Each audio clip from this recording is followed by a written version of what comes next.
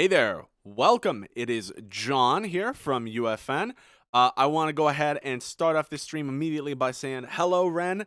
Hello, Parand. I see you in chat. It's great seeing you guys. I had a wonderful night last night. I went to a show for my favorite band, The Wonder Years. Second favorite, I guess, if you count UFN. Hi, John from UFN. Yes. Untitled 1. Make this band member sing challenge. Okay. Oh, shoot.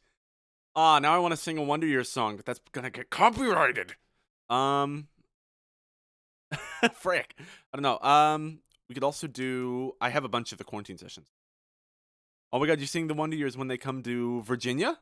Nice. I assume that's what VA is. The Wonder Years are my favorite band ever.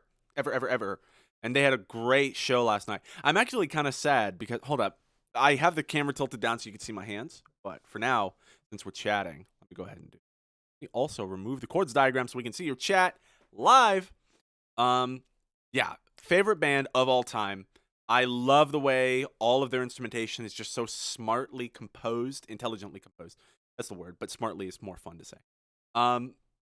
I saw you enjoyed Save Face. I saw them open once. They're pretty good. They are pretty good. Their stage presence was probably my favorite out of the 3 openers. Oh my god, Mom, look, I'm live.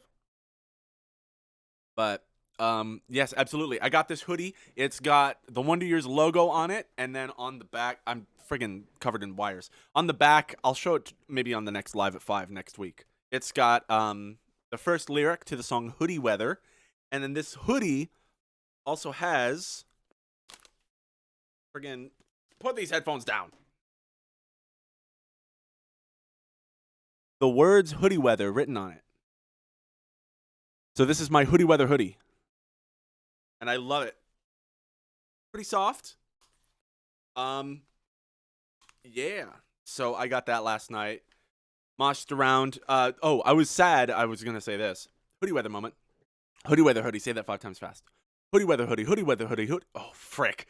Hoodie Weather hoodie. Hoodie Weather hoodie. Hoodie Weather hoodie. Because my mind wants to slur and make the TH and the D the same sound. Hoodie Weather hoodie. Hoodie Weather hoodie. Hoodie Weather hoodie. Hoodie Weather hoodie. Hoodie Weather. I failed at the last one. Dang it. Hoodie Weather hoodie. Because it becomes Hoodie Weather hoodie. Waiter. Hey, nice waiter out, right? Oh, so I was sad because they had the first and second albums that they made as their set list. They were playing through the albums in order. And I don't actually know their first album. The Upsides, I haven't, that's the only one I really haven't listened to. I've listened to Suburbia, The Greatest Generation, No Closer to Heaven, and Sister Cities all the way through multiple times each. Those are the songs that I was always attached to. So I just haven't listened to their earliest stuff. So I guess I'm a fake fan. But I was definitely singing really hard. My friend Tommy was with me, and he was singing just as hard. It was great. We moshed around. You gotta. If you feel safe about it, you gotta do it. So, yeah. So we redeemed. So you guys redeemed the Sing Challenge. Both of you did. And Spotify. We are on Spotify. For those of you that don't know, check us out. Check us out on every freaking platform. Moshing is very fun. Yes. You definitely. Here's what I found out about moshing. If you ever find yourself moshing and you have a lot of empty space around you, you suddenly have air all around you.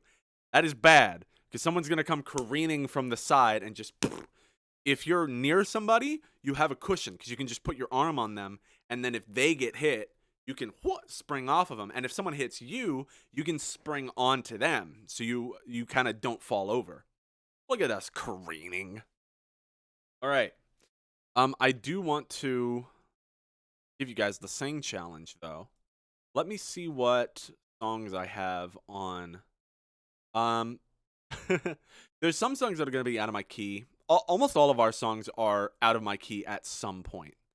That's the part that's friggin' bonkers about it. Brent says, last time I went moshing, I fell down and these 3 guys helped me up, and one of them was in a suit in the mosh pit. That is a life worth living, my friend. If you're wearing a suit in a mosh pit, that's beautiful. Beautiful. Yeah, no, definitely pick people up when you're in a mosh. Everybody does. It's a very loving mosh pit most of the time. Unless you go into maybe a death metal concert. I don't know how hardcore they get, like Ailstorm, and that's not death metal. That's pirate metal. Oh, you slammed into Grandson at full speed? Like full untie and everything. Okay, well, let's go ahead and address the fact that today we're going to be learning Untitled 1. So I at least want to get that out of the way. That song is absolutely out of my range. I can tell you that. But and I will say, I do have a really, like, not super shot voice, but my voice is kind of weak right now. So this song is so much fun to sing though. Fun fact, as far as I know, this was the vocal take that we ended up using for this song is a one take scratch. Like it was done in one take for like the scratch recording, and then we were going to record later, but it was just so good and so well delivered by Ray that we just kept it. So, and then, little pitch edits and things like that you always do just for minor things. But yeah, I believe this is all done in one take for the vocals. So, friggin' sparkles. Okay, let's go ahead and listen to Untitled 1 first, and then we'll get into how to play it. And we'll do the 6-string version and for the rhythm guitar part. And then there's no 6-string version for the lead. This is one of the few songs that we have where you need a 7-string. The 7-string is just useful for some of the other tunes. This one, you need it. At least the way I play, there's no feasible way to hit those low B notes, everything, even if you downtuned your guitar. It's very structured around being able to hit these low open notes and maintain your hand position at certain places on them. So, let's go ahead and listen to Untitled 1. This is a song we're going to be learning today. It's personal 'cause you brought all our friends in. Don't look in my journal to find another line. Yeah, it's no longer hidden. We lost our way to London. Just go with the punches 'cause you know I'll take all of them. Got from the crib, I'm on my way. Yeah, got the bunch of blue waves. I'm not a sellout. Come on up, you wanna play? Rolling the fallout. Gotta go the day now. Punctuality never mattered. It's just a fork in the road. It's neither in or There's an octave in between there that I like. I just need to make up My mind. Oh, yeah. I'm afraid of losing my friend. Don't forget the light, it needs to Be turned off right now. I'm trying to get some sleep. I don't even know the lyrics all the way. This was all Ray. Never wanna do it and I work for the thing I died for. This isn't saving the war. Take this seriously, I'm not joking. Don't say it's personal 'cause you brought all our friends in. Don't look in my journal to find another line. Yeah, it's no longer hidden. We've lost our way to London. Just roll with the punches, 'cause you know I'll take all of them. Fucking dumb psychiatrist, he don't know what he's saying. Maybe you're born into this life of getting your way. I had to work for it, but you just paid your way in. Doesn't it feel better to have it in the open? And for the feed, But you reap what you so needed for me to stay weak. And I think I gotta go. Everyone's staring at me, 'cause I rock so low. Probably getting my way, no. That's a fun line. I have to cheat and pull up Rap Genius. It's all like some little words. I know half of the lyrics.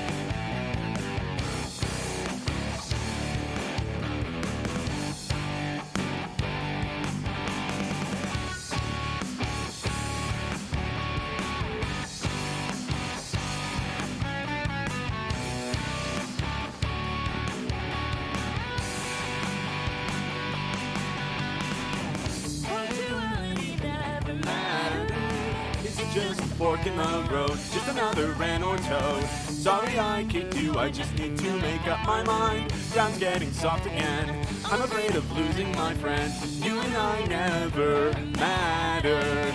No answer about you, not even the card you drew. I can't apologize, I know you took it so well. I don't think I've ever tried to sing that song, actually. Woo! That song is friggin' hard. Good one, though. Just in general, that is a very difficult song. Props, big old props to Mark Duncanson on drums for that one. Friggin' awesome, dude. He runs the Firehouse in Pleasanton. It's his theater in a neighboring town. And friggin' amazing, dude. Really fun, really funny as well. Ron says, I need to listen to Tist again. I've been listening to the Encanto soundtrack 25/8. Okay. If you haven't seen Belle, go see Belle. I'll be honest, I know everybody's freaking out about Encanto right now, but I would watch Belle 10 times over before listening to Encanto again. And it's not that Encanto is necessarily bad. I just like Belle way more. There was something more heartfelt about it. I don't know. I connected with it more. Encanto just didn't reach me. It just didn't. I didn't connect with the message as much. Just didn't. Just me. Just me. So leave your comments and your concerns and your complaints in our PO box. Sounds like a you problem. I guess so. All right. So let's go ahead and get this started. The song itself is actually the rhythm part uses the 7 strings, the lower strings.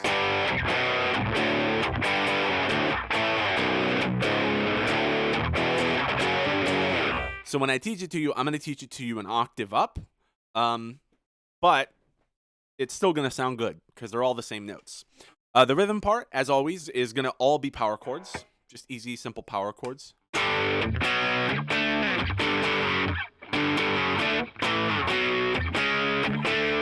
All right, so we start off with that like swoop in, and then the band all hits together. This is one where when you're playing with the recording, you either need a metronome that's counting you in, or if you're playing live, you need to look at the drummer and they cue you. It's something where you're probably just going to have to hit on the second one. When you're playing with the recording, just let it happen and then do it. But the rhythm part. The chord progression for this kind of hook, where it's got the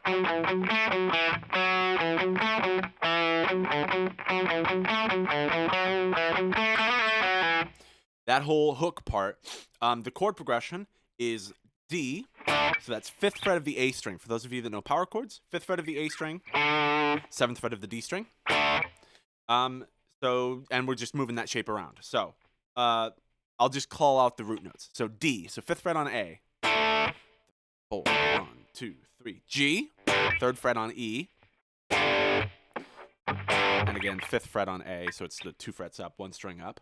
So D, G, B, and then you do a little quick walk up from C sharp to D. So that's, you go from B was on 2, the 2nd fret of A, and then 4th fret of A, 5th fret of A. Like that. And then back to the G, so that 3rd fret. Really, those are the main chords you're going to find in the song. The main power chords you're going to have to use are B, C sharp, D, G, and A. So yeah, G is 3rd fret of the E string, A is 5th fret of the E string, B is 2nd fret of the A string, C sharp is 4th fret of the A string, D is 5th fret of the A string, and you're just playing power chords for all of those. So when I call out the letter, just know I mean the power chord. And again, ignore this low string. If you're trying to look at my hands for something, ignore the low string right now. Anyways, so that first part, it starts on D. So the swoop in, 1, 2, 3, 4. 1, 2, 3, 4. And 1, 2, 3. G. 1, 2, 3, 4. 1, 2, 3. B. 1, 2. Walk up. 3, 4. G. 3, 4. 3, 4. And then you go into kind of a post-chorus or pre-verse. That whole part. So just know that hook part, now you have learned. It's that simple. It's literally you're just hitting stabs with the little melody. You can hear. That's that D.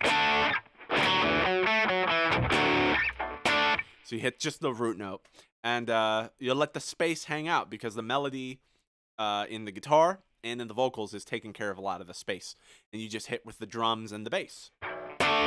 3, 4, 1, 2, G, 3, 1, 2, 3, 4, 1, 2, B, 3, 1, 2, 3, walk up, 2, 3, 4, G, 4, 1, 2, 3, 4, 1, and then you go into the next part. So the post-chorus or the post-hook, I guess you could maybe call it the chorus, but there's no lyrics during it.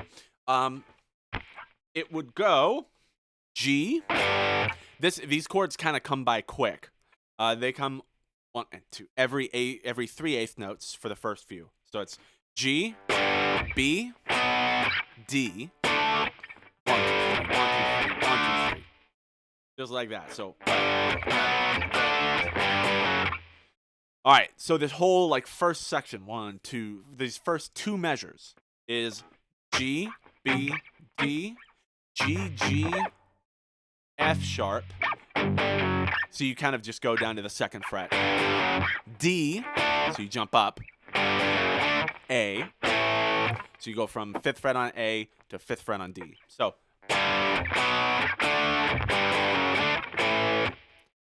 And then the next 2 measures are a little walk up from B to C sharp to D to an E up on the 7th fret of the A to F sharp. And when you hit that F sharp, do a slide 1 fret up to G, the high power chord G, and then slide back down. So it's a little. Don't say it's personal, 'cause you brought all our friends in. Stab, stab, stab, stab. Okay, so we've got the hook down. We've got the first 2 measures of the post-chorus. It goes G, B, D, G, G, F sharp, B, D. And then, I'm sorry, G, B, D, G, G, F sharp, D, A. And then you do a little walk up. So on the second 2 measures, you do B, C sharp, D, E, F sharp, slide up and back down from G, up to G, down to F sharp. And then you repeat the first measure, which is G, B, D, G, G, F sharp, D, A. And then the 4th time around, so this is the 4th phrase. So we've gone through 1 rotation, so it's A, and then B, which is that walk up. The second section is B, there's the walk up. And then you've got A again, where it plays the same thing from the first time. And then it's C. And you go, the C section is, the chord progression is B, and you ring these out. 1, 2, 3, 4, A, G, 1, 2, 3, 4, 5, 6, 7. I don't know what you were on about. I usually just play the song with mouth guitar. Yeah. Fair enough. So if you talk about it in A, B, C sectioning, it's A, B, A, C. The A section is. And then the B section is the little walk up. Then you play the A section again. And then the C section is just 3 chords rung out.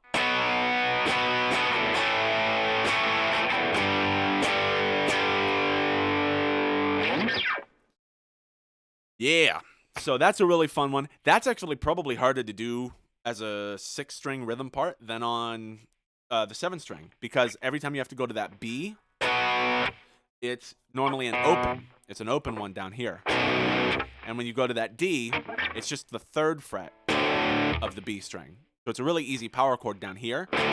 So really, you're just going 3rd on E for the 7-string rhythm version. You go 3rd on E, open B, and then 3rd on D, or 3rd on B.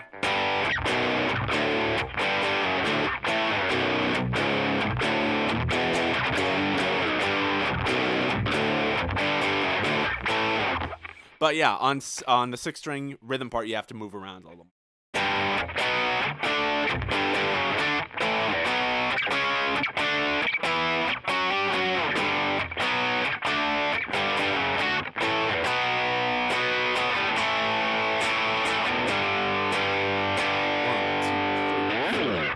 And then you're in the verse. Let's go ahead and go over what we have so far. I'm going to play slow and count over what we're playing. For the chorus hook part, I dropped my pick, and it's disappeared into the ether of reality. Hold up. Where is it? Where did you go? I know you're down there. On. There it is. I found it. Bye, pick. Okay. Let's play this tune slowly together. So normal tempo is 1, 2, 3, 4. 1, 2, 3, 4. 1, 2, 3, 4. 1, 2. Okay. Let's go ahead and start it off. Remember, the first section, the chorus, is D, 4, and 1. And so you hit on the and of 4. So you hit on 1, and then the and of 4. 1, 2, 3, and 4. And 1, and 2, and 3, and 4, and 1. So it goes D, G, B, and then C sharp D, 3, and 4, and 1, and 2. That little C sharp D walk up, you hit on 4, and then the and of 4. And then back to G. All right, let's go ahead and do from the hook section, the intro hook, all the way through just before the first verse. 1, 2, 3, 4. 1, 2, 3, 4. And 1, 2, 3, 4. 1, 2, 3, 4. 1, 2, 3, 4. 1, 2, 3, 4. 1, 2, 3, 4. 1, 2, 3, 4. 1, 2, 3, 4. 1, 2, 3, 4. 1, 2. I'm not going to be able to count over this.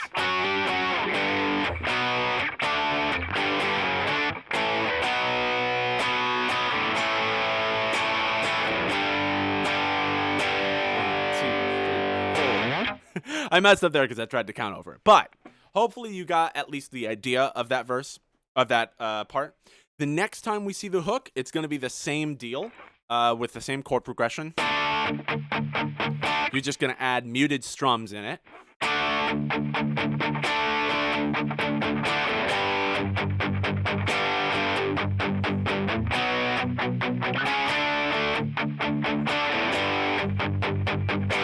And then the next time you come across that post-chorus, you're actually going to do it muted.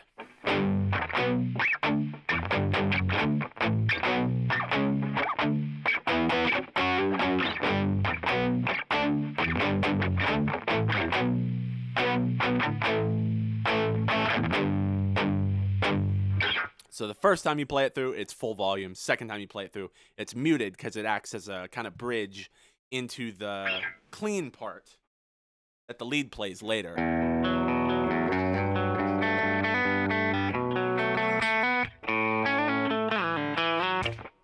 Anyways, so we've got the intro hook and really every other hook pretty much down. We've got that post-chorus where it plays the same thing.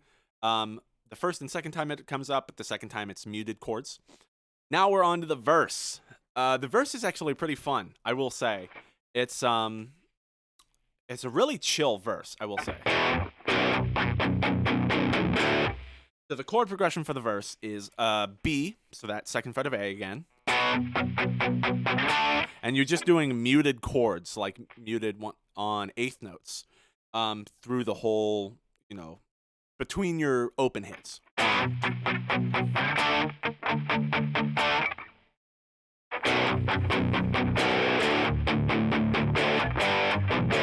So the way this chord progression goes is B, D,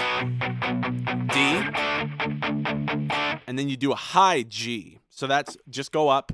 If you're doing your power chord on D on the 5th fret and 7th fret of A and D, you're going to shift this power chord shape to get to the high G.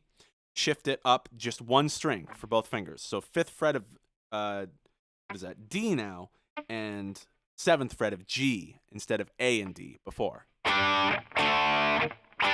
A little side note, Ren, I love pears. Pears are amazing. They're one of my favorite fruits. I feel like I have fruits that I always thought everybody loved that were my favorites. And I realized that so many people like other fruits that I don't really care for. You're a pear hater? Oh, well then. You're a pear disliker. Interesting. Well, I love pears. I love bananas. I love blackberries. And, like, I know people that hate all three of those. Yeah, people say pears are bland. They are not bland. They're just a different kind of flavor. It's not just a tongue flavor. It's like an all your mouth flavor. It's very aromatic. That's the thing about pears. There's something drastically right about those pear things. The texture is wrinkly. Unless I'm curious about the pears you're eating then. I've never really had a wrinkly pear. They're usually pretty firm. So, yeah, sometimes it depends on the pear. There are pears that really dry out your mouth. I hate those. I don't like those. It's like persimmons. I can't deal with persimmons. You only like bananas if they're ripe enough. But you do love blackberries. Fair enough. Yeah, I don't like green bananas. I really don't like green bananas. I actually got, my girlfriend got a freaking gift card to Ulta and wanted me to come pick out a perfume for her because she bought me a cologne for Christmas that she likes.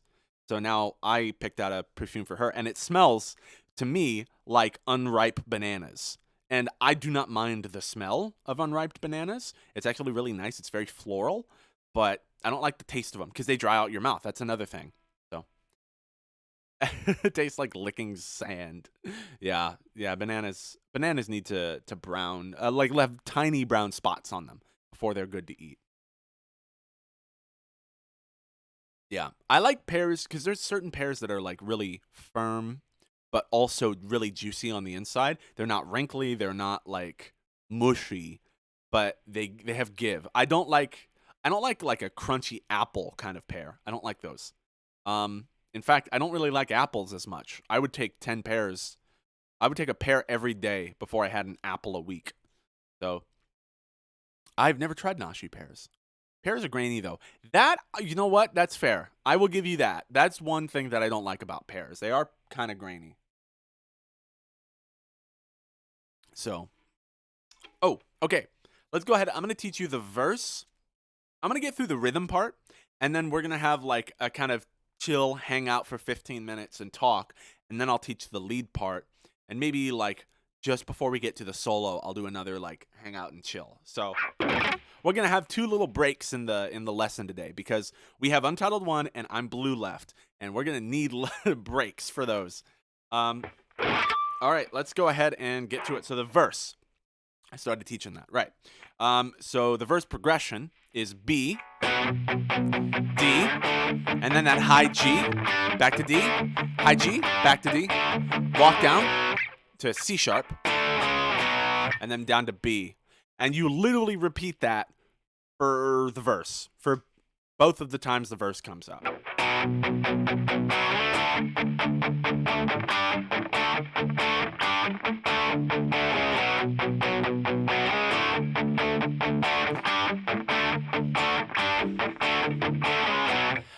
Yeah, and it's kind of your choice to add the walk up where you hit C sharp, the 4th fret of the A on the way up.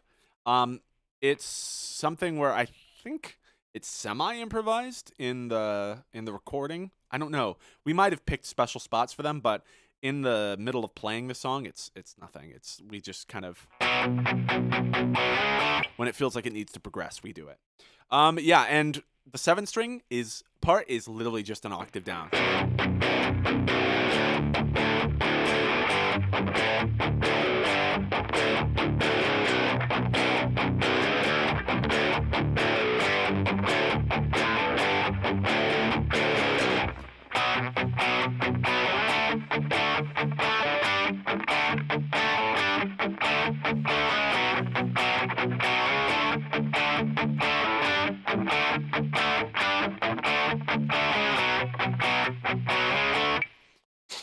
And then you'll basically play that 4 times. And I believe on the 4th time, or after the 4th time, there's a little transition, which is on C sharp. Yes, it's hanging on C sharp for a little bit. So let me make sure, because you've got.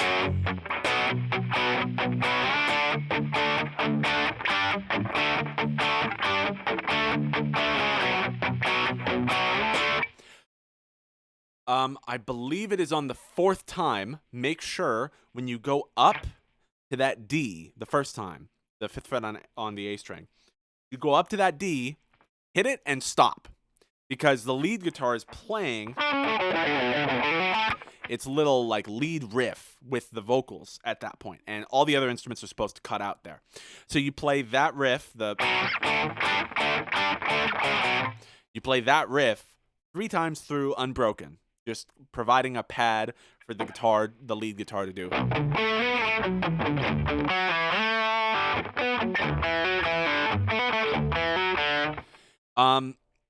Yes, you play that 3 times through. The 4th time through, 2, 3, 4. Hold on.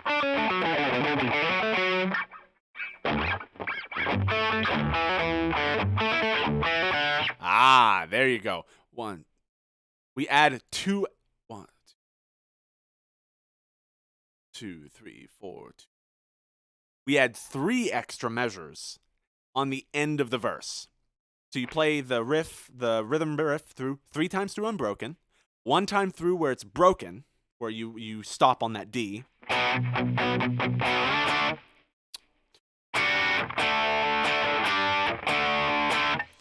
And then instead of walking down, you go to that G, back up to that G a 3rd time. So, and then you go down to that C sharp, where it's the 4th fret of the A. So, and then you build on that. And then you're at the hook again. So, to review, 3 times through, you play this.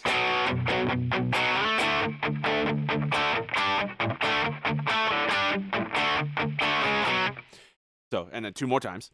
And then the 4th time through, you play with it broken, and you add another G to D again.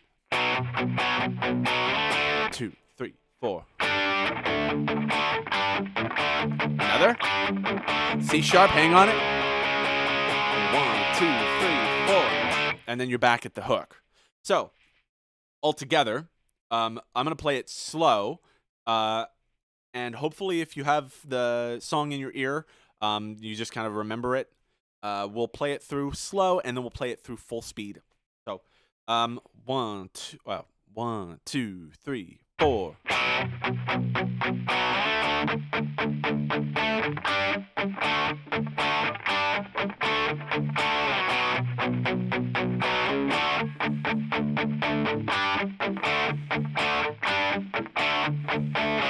Honeydew is very weird. Yes, agreed. Chat. 4th time, break it. 1, 2, 3, 4. One more time. Hang on the C sharp. And then you're on the hook. All right. Now let's play it full speed. 1, 2, 3, 4.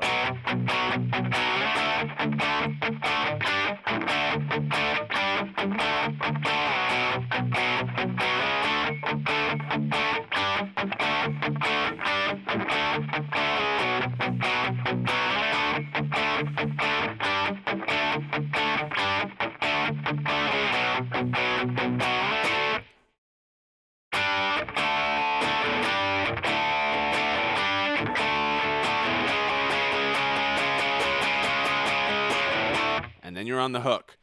So, we have the hook already learned.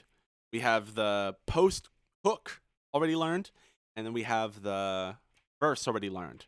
The only thing that's left is the solo. Yeah, let's go ahead and get through that. And remember, this next time you go to the hook, instead of just hitting the chords and letting them stop, remember this time, the second time for the hook, you fill it up with those muted strums.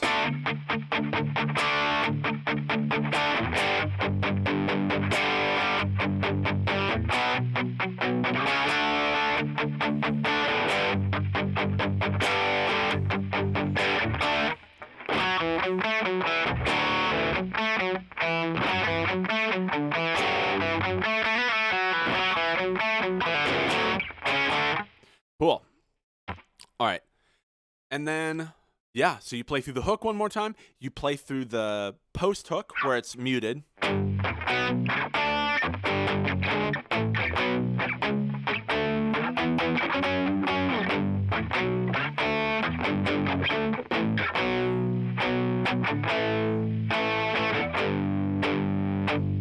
Two, three, four. And then you're on the bridge solo section. For the bridge solo section, this is the only other unique part. So you really only got 4 rhythm parts to learn. This part, the lead guitar is playing alone, but it's outlining the chord progression that we're going to do. So it goes to E, G, B, A. Loop that. E, G, B, A. And then, once the solo kicks in and the guitar starts...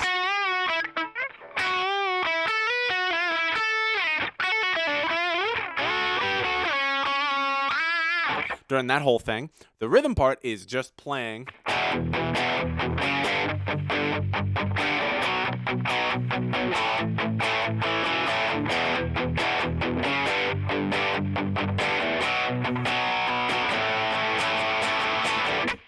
There you go. That's literally as simple as it is. You play it twice through, and the second time through, you kind of open up your strums a little more. And again, it's just that you hit the chord, and then you do some muted strums in between. We usually do the walk-up as well from the F sharp, so that second fret of E, up to G.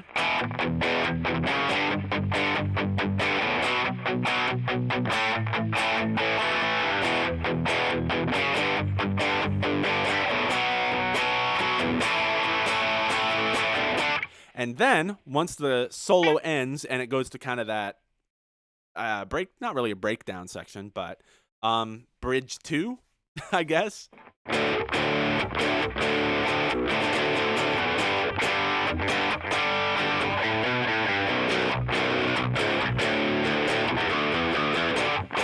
It is the exact same chord progression as the hook. You're just hitting more accented notes. And you're really letting your emotions seep into those chords, give a little vibrato, just like a quick bend every so often.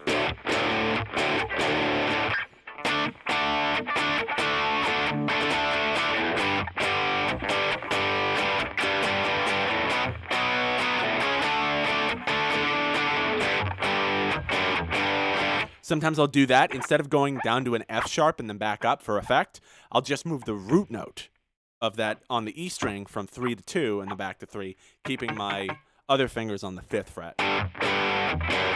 So yeah, the chord progression is the same as the hook. You've got D, G, just more strumming. B, walk up, G. One more time. G, B, walk up, G.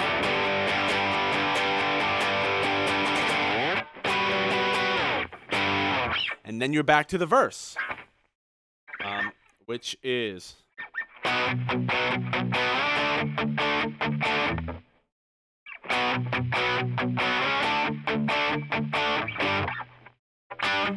Right.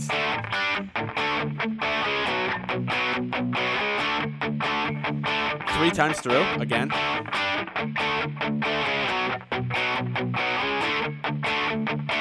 Unbroken. 4 times. Stop. 3, 4. Then for the second verse, this is also the outro of the song.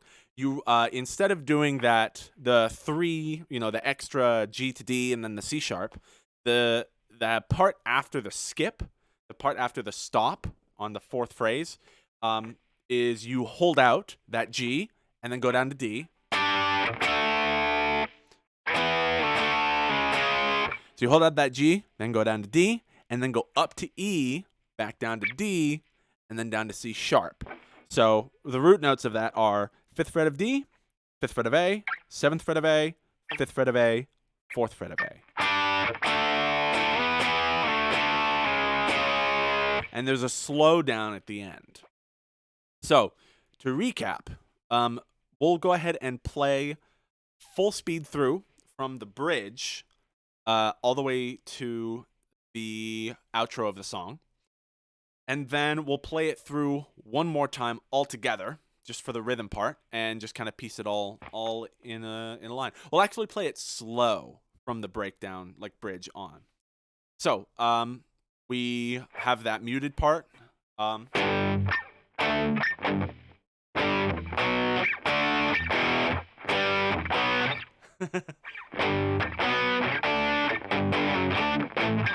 Remember, it's the muted chords, and then we do. 1, 2, 3, 4. Lead guitar. 2, 2, 4. 1, 2, 3, 4. 3, 2, 3, 4. 4, 2, 3, 4. 5, 2, 3, 4. 6, 2, 3, 4. 7, 2, 3, 4. 8, 2, 3, 4. And then you go ahead and you come in with the rhythm chords. So E to G to B, A. Again. Open it up. B, A. Hook chords.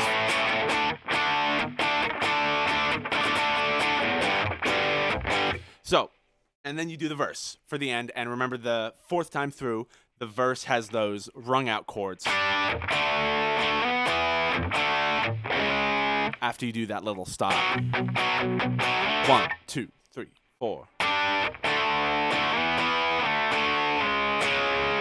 Okay, so slow. Let's play it slow from the breakdown, and we'll just count in from the. Okay, so 1, 2, 3. Okay, 1, 2, 3, 4.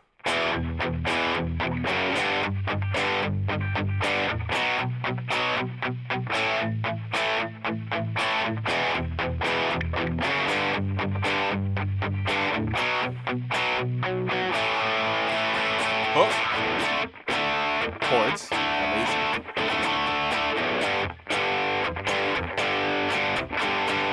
The bass and...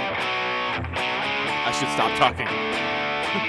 The bass and the guitar are doing those. The lead guitar are doing the walks.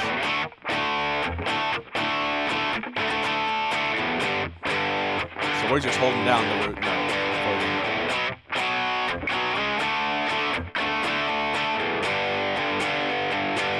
verse.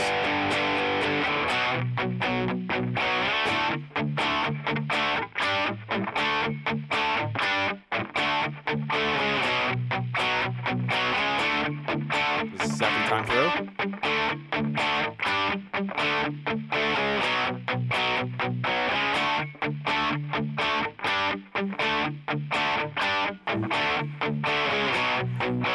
Hold it. 2. Rung out.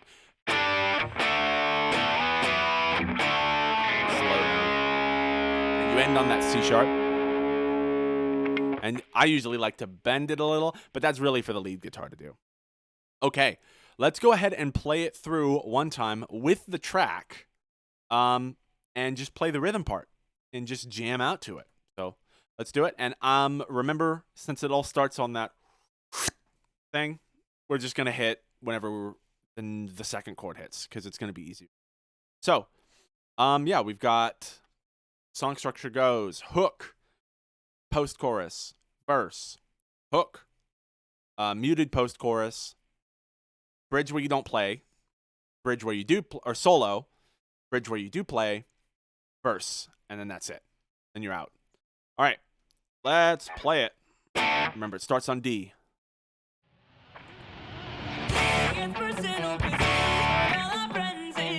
Oh, bye, Ren.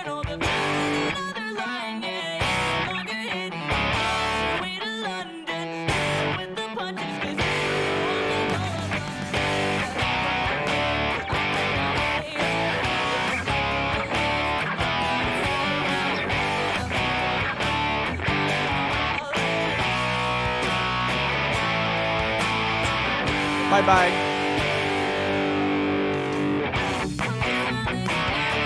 Stay safe.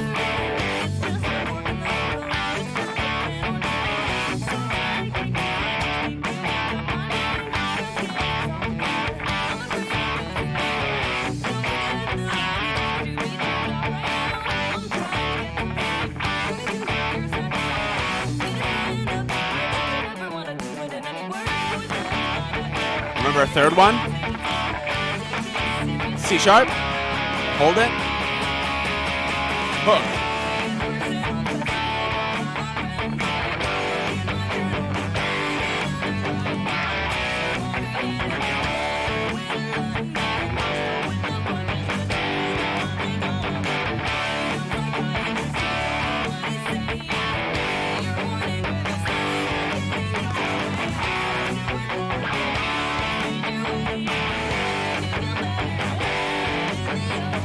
Muted.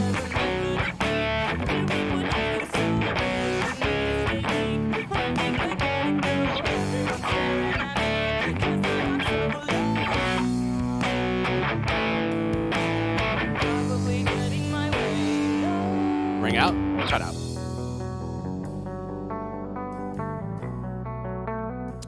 And yeah, this lead guitar is outlining our chord progression. E, G, B, A.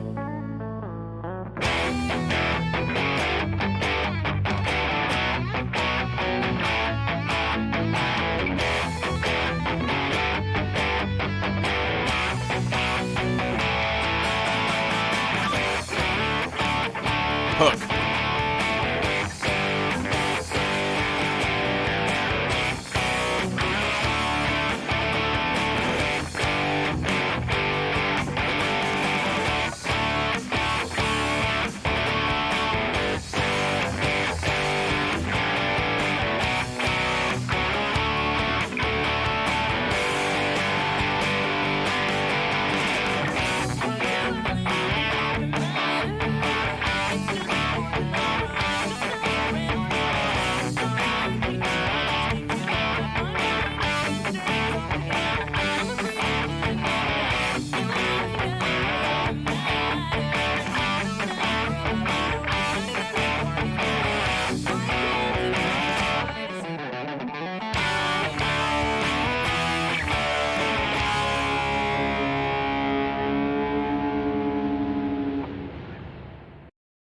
So there you go. There's the rhythm guitar part for that. We're going to reach the lead guitar part in a little bit. However, I think now is a good time to take a little break.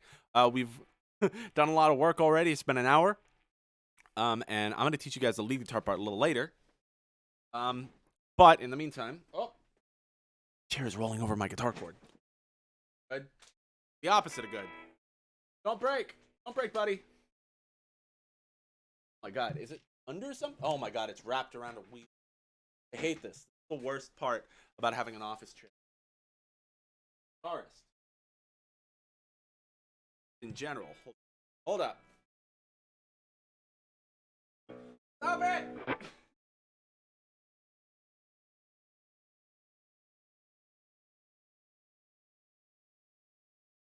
Oh.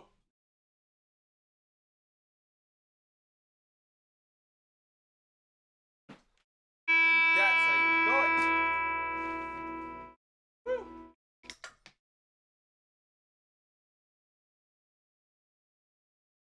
Very much serotonin. Yes. You know what? I'm going to get this off of my shoulders. It stresses me out. I feel like I have to play when I have this on. You know what? Maybe I'll keep it on and just play random things. Oh. Like it. I was actually playing around with a lot of my effects. So this is going to be chat time. Big old chatty boy. Feel free to ask any questions. Make any suggestions if you got a song you know that I can play that you want to just hear.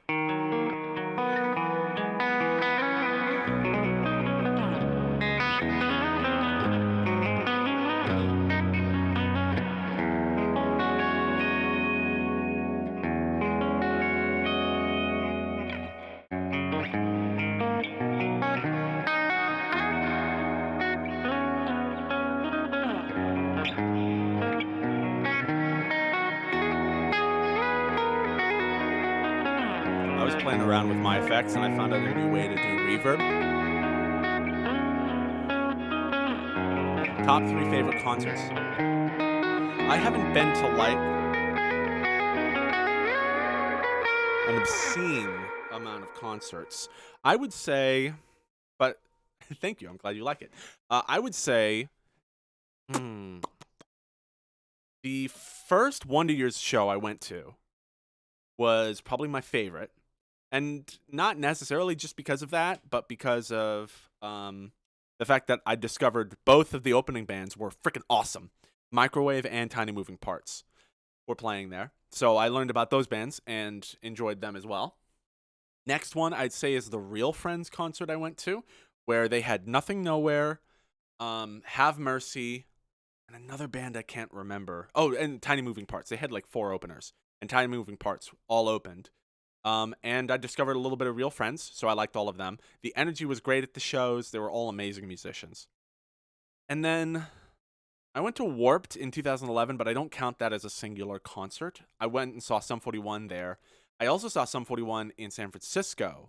That was a really good show. They had a band called Super Whatever opening for them. Another band. God, I can't remember. See, I'd say a Wonder Years concert, a Real Friends concert, and I saw Muse. Okay, no, all right, I need to throw this one in. Wonder Years concert, the Real Friends concert, and the Muse concert were all great. I went and saw Muse play at the Oakland basketball stadium.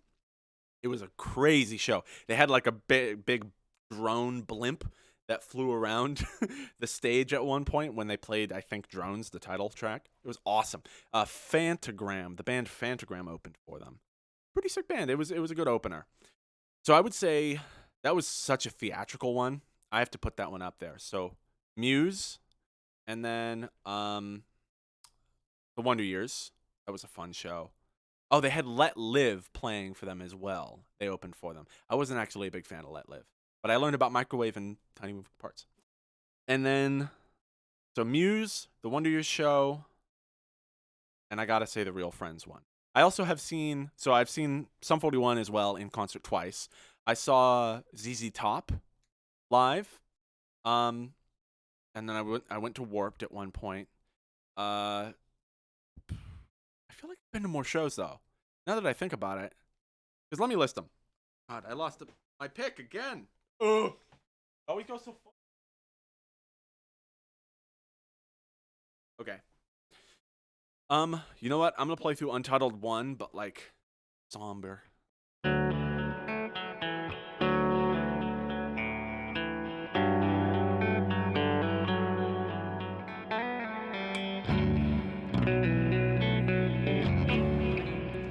That's a good question.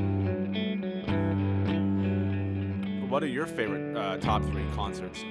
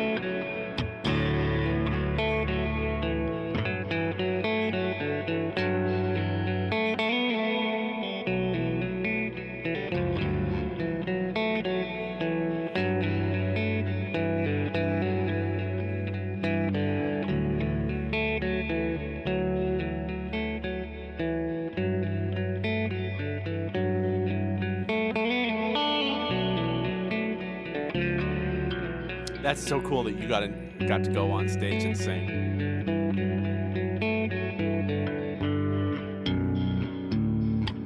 That's an opportunity very few of us get to have. I'm sure you sounded amazing.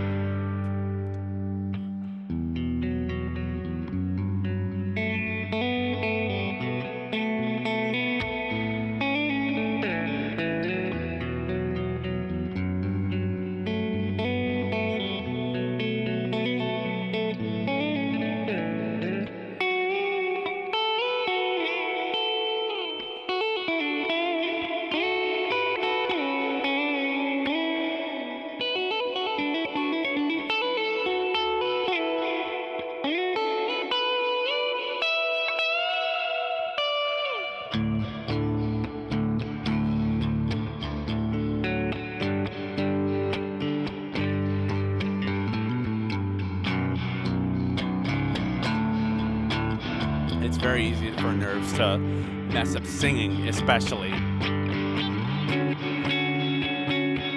Nerves definitely make you question. I was like, at least for guitar, they make you question your note choices.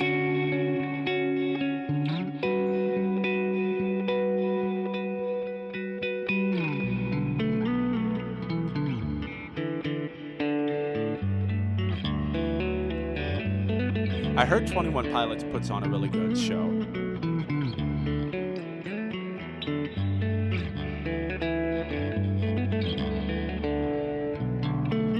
My friend Nate is a very big fan of 21 Pilots.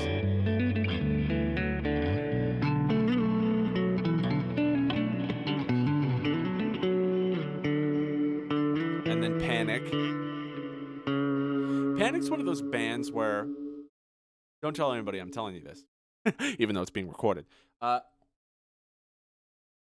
don't outright hate them. I don't. It's just their music. It was good. I enjoyed it, but it never hit. It never got to me in terms of emotions. Maybe I just didn't listen to the right songs, but I don't know. I probably just never delved into them. Yeah. Oh, that's cool. He literally floated over the crowd with a white piano and sang and talked to people. That's crazy. That's awesome when you get freaking cranes involved with show performance. Yeah. The downfall of man. Not a nice person, so screw him. Fair enough. You know what? Fair enough. I actually don't know too much about the controversy. I know there was a controversy, and I think I know what it was about, but we'll stay off that. So it's fair enough. Suffice to say, I probably don't like him either, given that. So, all right. So, I think we are ready to learn the lead part to Untitled 1. This one is debatably the most difficult song in the album. I know people like to say Misère is, but Misère is relatively easy given the fact that it doesn't make you do chords and melody. It doesn't make you go all over the neck as much. Misère is basically up here. It's 12th fret and up, and then there's a power chord part down below. So, 21 Pilot show was great too. The crowd was super passionate and felt really nice to have everyone sing along super loudly. Oh yeah, that was a big plus for the Wonder Years concert last night. Everybody was singing and friggin' loud. Okay, let's get to Untitled 1. Woo! All right, so this one makes you go all around the neck. Let's go ahead and learn the hook first. The hook will be the same both times. So it's actually not like the rhythm part where... What is it? Yeah, it's not like the rhythm part where you're just hitting stabs one time and then you're hitting muted power chords in between the next time. For the hook part, for the lead, it's you're playing the melody and then you hit that low note with it. So you're really hitting the rhythm part too without the power chord. You're not hitting the fifth. And this actually does more than just fill in, a space where you wouldn't normally have the rhythm guitar. When you hit that low note, kind of changes the tone of your higher notes. It muffles it the slightest bit because the electrical signal, you've only got one wire going from your guitar to your amp. So you kind of have to, it has to split the difference between the frequencies that are going on. So it does actually slightly affect the tone that you get from it. All right, so let's go ahead and do it. So the melody that you're going to be playing on top of everything, because the root notes are going to be the same as the rhythm guitar. You've got D, G, B. So you, again, this is 7-string standard tuning. So D, 3rd fret of B string, G, 3rd fret of E string, open B, and then you go C sharp to G, or C sharp to D, sorry. So 2nd fret to 3rd fret, and then to G again. So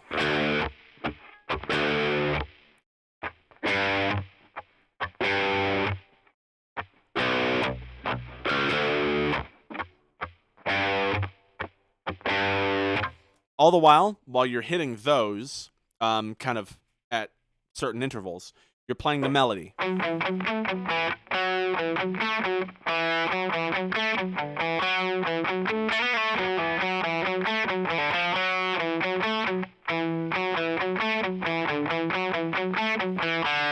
Here's the thing. You can learn the melody cold. You can learn it like that and then just play it separate. However, the way you have to hit certain root notes down here changes where your hand position is going to be. So I personally am of the mindset that you should learn the full shape. You shouldn't learn them separately and then try to combine them. Granted, that's how I wrote it. I learned the melody, and then it was an extra step to have to learn the root notes with it. So the way I do it is I hit that D with my middle finger, and then with my pinky and index finger, I cycle between the 4th and 2nd frets and open D string. And then I also use my index to hit the 2nd fret of the G string. And then at one point you hit the 3rd fret of that D string. And then you go right back up to the 4th. So really the only notes you need to care about are in this little realm. The open, 2, 4, 2 of the D and G strings respectively. So you hit on the downbeat with that low D. You hit your middle finger. And the melody goes 4, 2, 4 on D, 2 on G. So, and then 4 and 2 on D again.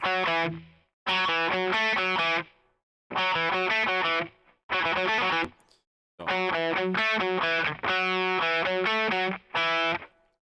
You hit that low D with it, and keep in mind, I'm muting all of the strings up to that. So the way I do that is I hit the low B, and I kind of roll my finger over onto the E string. I'm really only muting the E string with my low finger. And then while I'm playing on the D string, I use my index finger to mute the A string from below. So I've got the E string muted from my middle finger, and I've got the A string muted from my index finger. That way, when you strum,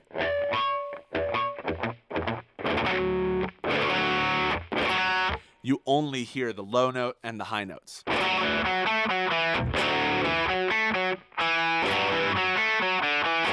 And a very similar technique for when you go to G, you just move your middle finger up. So as you can see, it's kind of just, you're kind of walking up, you know, down and back up and back down and back up. The 4 2 4 2 4 2 4 2 4 2, going kind of back and forth, alternating the G and the D string when you get down to the 2nd fret. So 4 on D, 2 on D, 4 on D, 2 on G, 4 on D, 2 on D, 4 on D, 2 on G.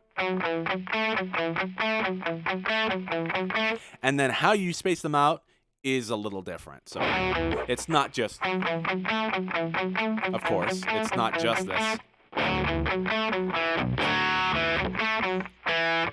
So yeah, you kind of do 1, 2, 3, 1 and 2 and 3, and then you kind of wait a second before you continue that. So you can see it's just got a couple notes that are extra long. And you hit that low root note. The emphasis for that is 1, 2, 3, 4. So you hit on the and of 4. 1, 2, and 3, and 4. And 1, 2, and 3, and 4. 1, 2, and 3, and 4. And 1, 2, and 3, and 4. So the second time around, when you go to that G, you make sure once you hit that second fret of the G, go down to the 4th fret of D, and then you hit the open string, and you climb up to the 2nd fret and the 4th fret of D.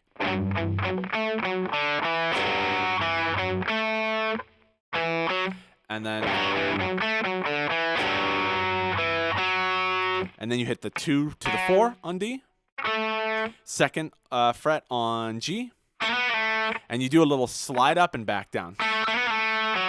And then you do a pull off, and that was on G. And then you do a pull off from 4 to 2 on D.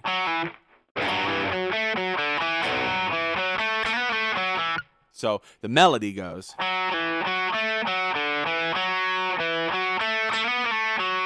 And again, this is all playing just on the open, 2nd, and 4th frets of the D and G strings.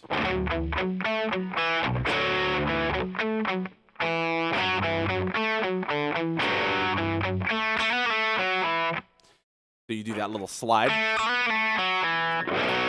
And then when you go back up to that 4, because every I'm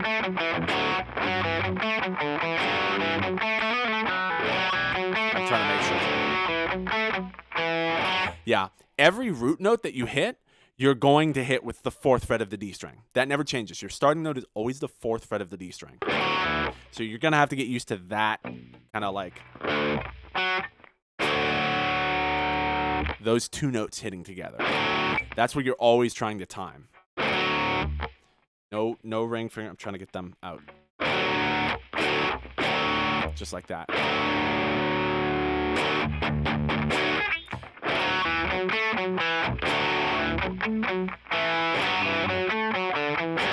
And then you always go down first in the melody. So you go down to the 2nd fret of the D and then back up to the 4th fret before you go to the G string.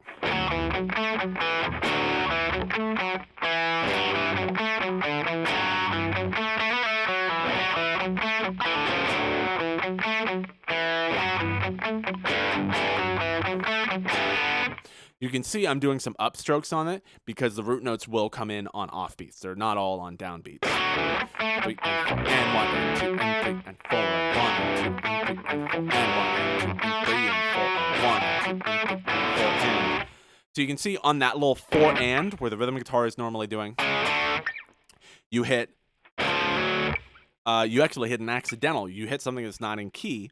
You hit the 2nd fret of the low B string, and you hit the 3rd fret of the D string and slide up to that normal position, the one we started in. That third fret of B, 4th fret of D. And then you go to G again. So, and you play again, it's 4, 2, 4, 2 on G, 4, 2, 4. Wait, 4, 2, 4, G2, 4, 2, open, 2, 4, 2, 4, 2 on G, 4, 2, open. Again, it's kind of hard to really explain. The melody is literally just going back and forth between these notes. It's going up and down. It very rarely skips a note in the scale. It only does that. The only time it does it is when you're doing that little 4, 2, 4, 2, 4, open, 2, 4. It only skips one string once.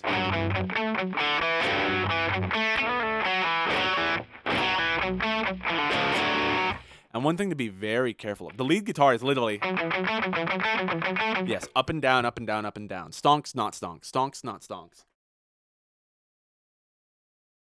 Absolutely. We're not even at a part with a weird chord yet. So, as you can tell, I kind of am trying to just get the vague idea across because it's really something I felt out more than I analyzed. It was I just knew what the melody sounded like, and I knew where the rhythm guitar punched, and so I was just getting those reconciled.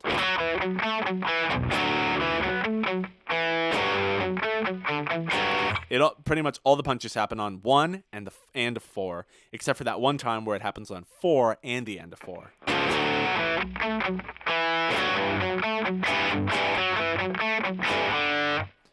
Now, I am very careful with my strumming to mute everything.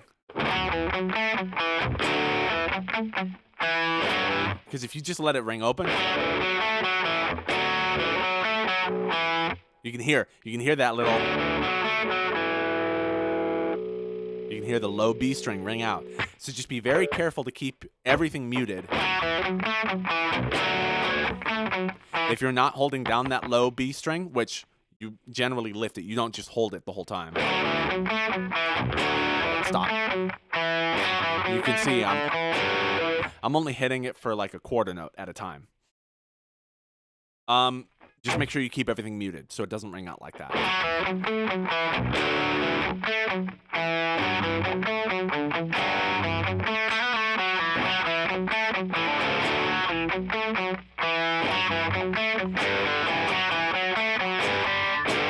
Then you are at the post-chorus, which is the same exact thing as the rhythm guitar part. This time it's going to be, since you have a 7-string, we're going to do the actual part where it's G, you do all power chords, G, B, and you do the low B there, and low D. G to F sharp, low D, and then the A, so you still hit the 5th fret of the E. And then you do the walk up on your lowest string. So you do open B, C sharp, D, E, and then F sharp, G, F sharp.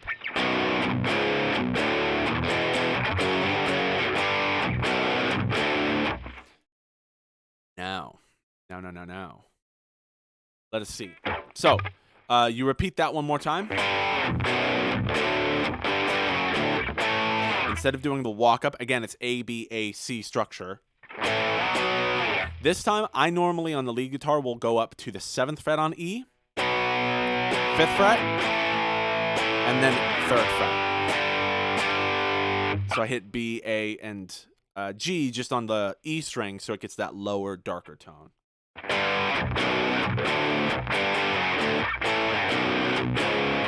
Walk up. A part again. C. Not the chord C. 1, 2, 3, 4. Lead verse part. All right. Well, actually, first off, let's go ahead and play the chorus part, the hook and the post-chorus through together slowly. And those parts will be exactly the same next time they come through, except for that the post-hook part. I'll actually teach you the second variation on the post-hook part right now. So hook is the exact same.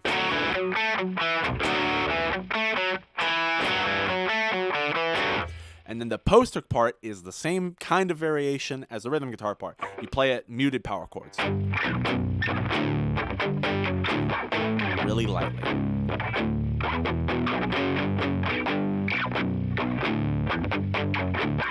And then on the C part, one thing changes.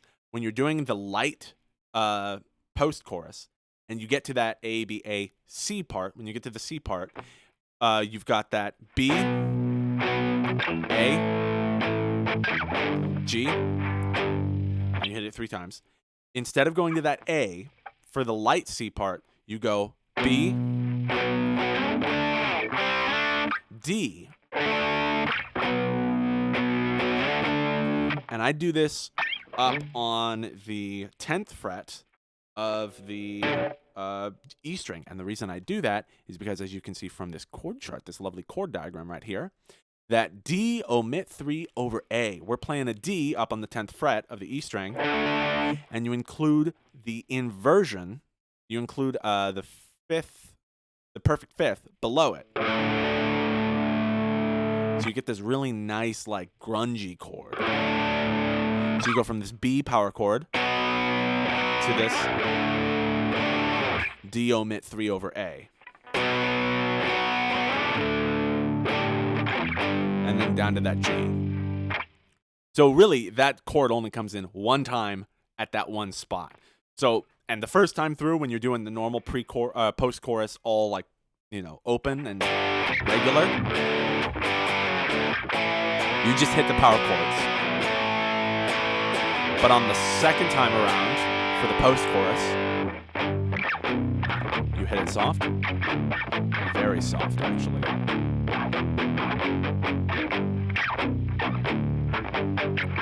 Instead of just going down to the A power chord, you go to the D, omit 3 over A, and then you hit G. And then you're on the lead part. Anyways, so fun. It's very, very fun. Now, time for the hard verse part. Once we do this verse part, we're going to take a break again because this is going to be a big old mouthful. All right, here's the thing. I'm going to go ahead and play the verse part for you. Oh, you know what? Actually, yes. Yeah, no, I'm going to go ahead and play the verse part for you. Keep in mind, while I'm doing this, I wrote this melody, and Ray wrote their vocals over it. So we intentionally made these kind of mesh together. The melody itself doesn't have a full pattern to it, in the sense of, like, it's not like the hook where you're just going down and back up and back down and back up, the little scale there. You're doing...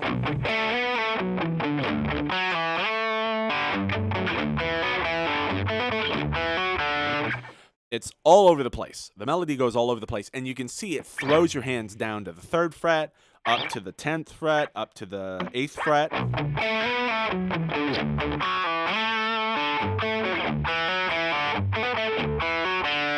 It requires a lot of control and a lot of knowing where you are. But keep in mind, there are root notes, low root notes that I'm hitting. You're going to see that the chord progression, oh, you got to go, it's past your bedtime. Well, Piran, thank you for joining. It's been good having you. So then we'll pretty much power through the rest of this lesson.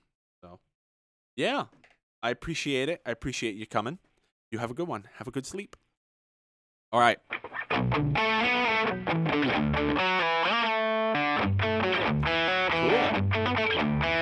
Next week is going to be live at 5. The week after that is going to be I'm Blue. So we're going to close it out with my favorite one.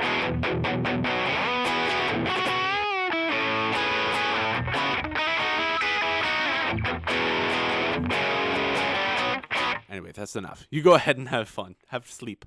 Have good sleep. Have fun sleep. Okay. Where was I? Oh, yes. Notice, while I play through the verse part, I am hitting low root notes. So immediately that takes out some of the notes for you. Just know that it's just the chord progression that the rhythm guitar part is playing.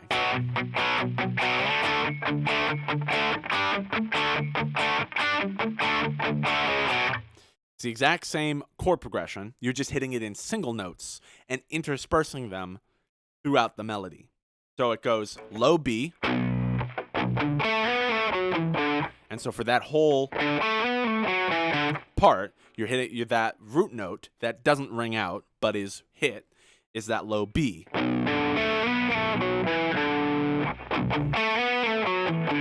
And then you go down to G. You can see that low G there, 3rd fret. Or sorry, D. I'm sorry. B and then D. Then to G. Back to D. G. Back to D. And you're just hitting a little melody over top of those chord changes.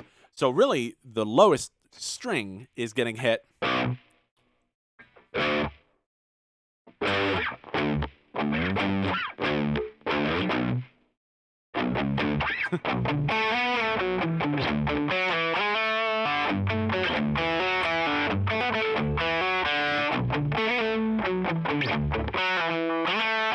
See, that takes a little bit of the mystery out of it. Because really, all I'm doing is when I hit the low B string, I go up to this position. This is 10th fret. I'm sure there's a name for it, like first position, second position, second position, third position, whatever. If my general sectioning is right, this is about third position. I don't know. So when I hit that low B, I go up to about the 10th fret and I do my little melody there. Every time I hit that low B, my hand is generally up here. Every time I hit that D, my hand has to be down here.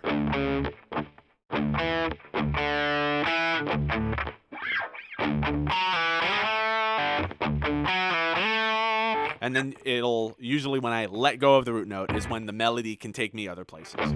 Like up to the 7th fret here. And then I'm really just going back and forth between those root notes. And I'm holding this chord. When you get to that part where the rhythm is going, all you're doing is following it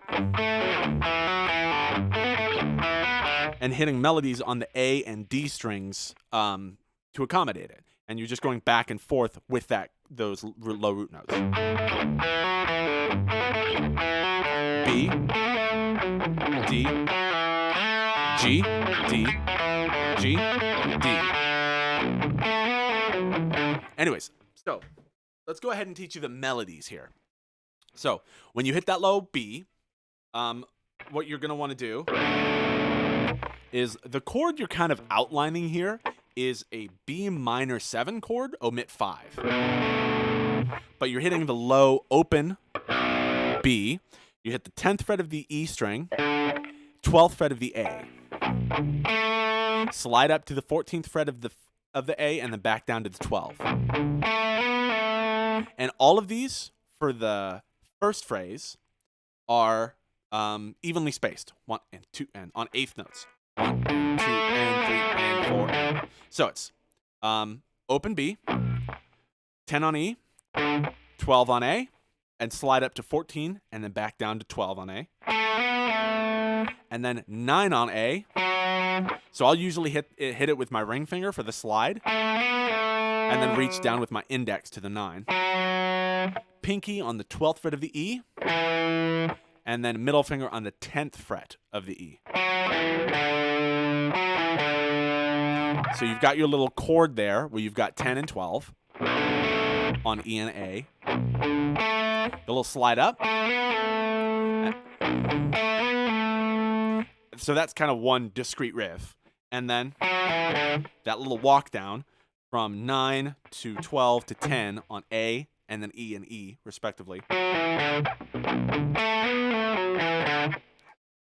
me get a better hand position. So open, 10, 12, slide, 9, 12, 10.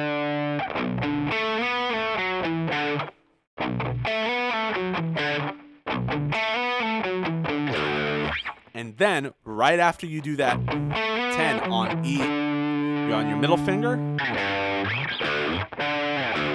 You slide right down from middle finger, 10th fret on E, to the 3rd fret on your B string. So that hits that low D root note.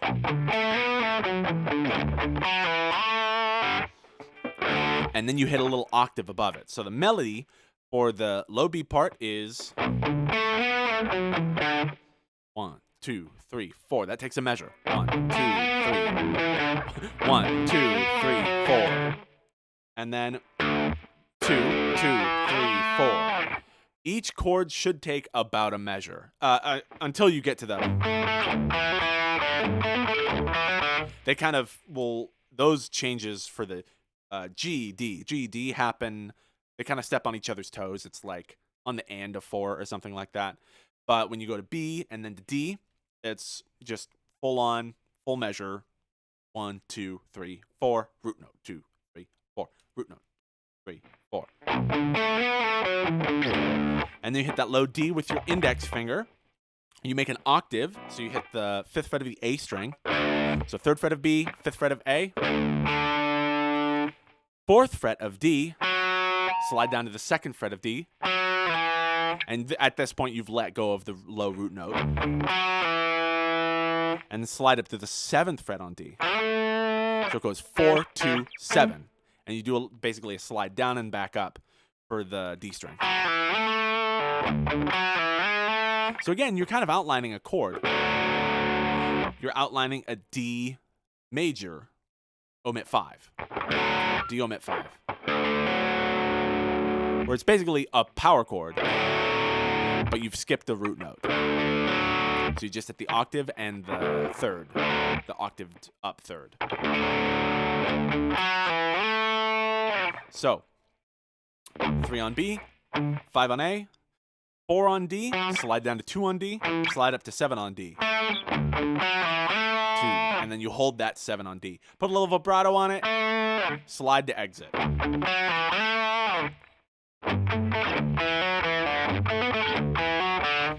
And then you've got that kind of skip back and forth between the G and the D. So the way that works is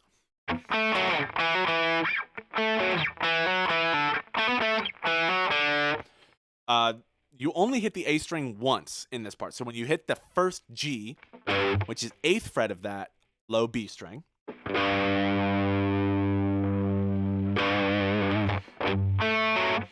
and then you hit 7 on D and 9 on A. That makes it so that you can let all of those kind of ring out over each other a little tiny bit. It's not, you still kind of mute off the B, but it's very slightly ringing out over them. It creates a nice effect, I think. So you actually hold all 3 of those. And you've got your middle finger holding the low B string. Before, when you went down to the 3rd fret, you hit it with your index finger. This time you do the middle finger on the 8th fret of the B string. And when you go back down to D, hit that with your middle finger, just like you were playing the hook. And then for the rest of the GDs, you don't, or for the rest of this current riff that I'm teaching you, don't hit the A string. Basically, the next phrase, it's only the first G that you include the A string on. Every time you hit that G for the first time in your phrase, hit that A, and then the rest of it is on D. 2, 4, 2, open. And then you go to the G again, and you do 7, 9, 7, and then D again, and you do 2, 4, open. So, in summary, you've got your B melody, D, 7, and then you've got G, where you hit 7 on D, 9 on A, and then go down to D on the low B string, and you do 2, 4, 2, open on D, 7 to 9 to 7, hammer on and pull off on the 8th fret again, when you go back up to G. And then when you go back down to D again, just 2, 4, open. So, again, that first phrase, this is the first quarter of the verse. You do.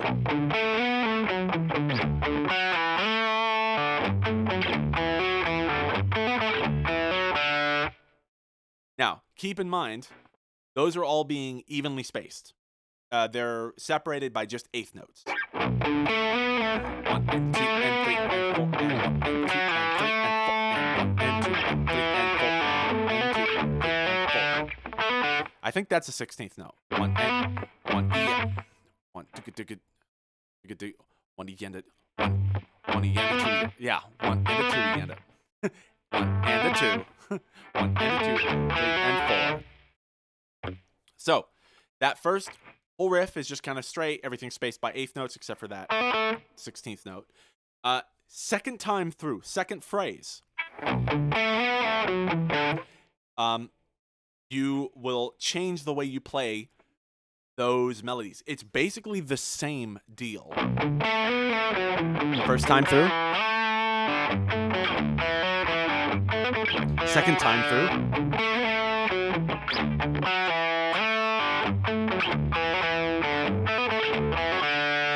You can see same exact chords, same exact positioning and place in the chord progression, but I'm swinging it. I'm pushing the notes closer together so that the changes are faster. So when we play it on the first phrase, it's straight. On the second time through, That little slide up and back down is welcome, Big Rich. Good to see you. I like all the emoticons. Those are really high detail emoticons. I like them. I appreciate it. I'm just teaching a lead guitar part that I wrote for my band. If you haven't heard it, for anybody who's watching, Untitled 1 by Until Further Notice. But anyways, this is the verse. This is one of my favorite parts, and this is also a very hard song. So I'm very happy to be teaching it. So we got... You go up to that same exact melody.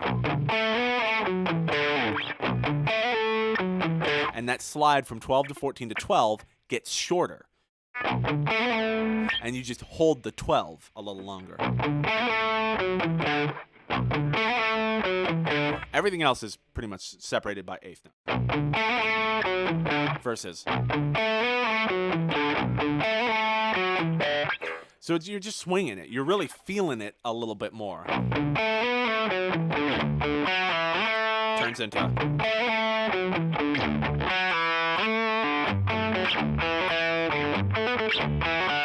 Even those little G to D, G to D little melodies that you're playing, they really do, you swing those too. 1, 2, 3. 1 and 2 and 3 and 4. 1 and 2 and 3 and 4. Becomes 1 and 2 and 3 and 4. You can see it's like, it's triplety, it's very quick. So that is something you really... I don't even try to count in triplets. I just feel it. So first time is straight, kind of quantized. Second time is swung. So when you go to the verse, just know first and third, like odd number phrases are straight. They're quantized. They're to the beat. And then second and fourth, even number phrases that you go through are swung like that. So 1, 2, 3, 4, 1, 2, 3, 4, 3, 2, 3, 4, 4, 2, 3, 4. So 4 measures. Each phrase is 4 measures. So for the first 4 measures, quantized. Next 4 measures, swung. Next 4 measures, quantized. Next 4 measures, swung. So it alternates. Same notes, same chord progression.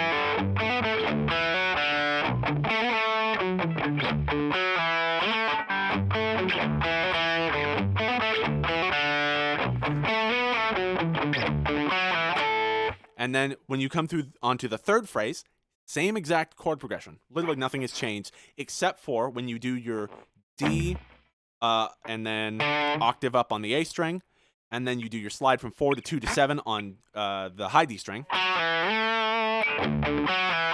Instead of hitting 7, slide from 4 to 2, and then hit a harmonic on D and G, 7th fret. So you just hover your finger over the 7th fret. The actual metal itself, and hit them both. Kind of hit them aggressively, and again, try not to hit any of the others. If you hit the B string, it's not the end of the world, but ideally you just hit the 7th fret of D and G. It just gives it a feeling of, oh, this is the other phrase, so you don't get lost in your head. So every little piece is different. Every phrase has something slightly different about it in the verse. The first one is just straight, the straight riff. The next one is swung.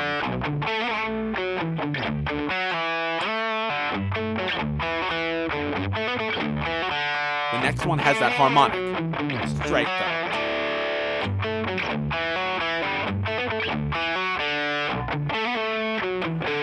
And then the fourth phrase. Again, remember in the rhythm guitar part, it hung on B and then it paused on D. It hit it once and then it stopped so that the lead guitar could do its little lead riff. You're going to remember this one is swung. So you start it swung. But instead of going down to D, you do your little melody. And that melody that plays is in triplets.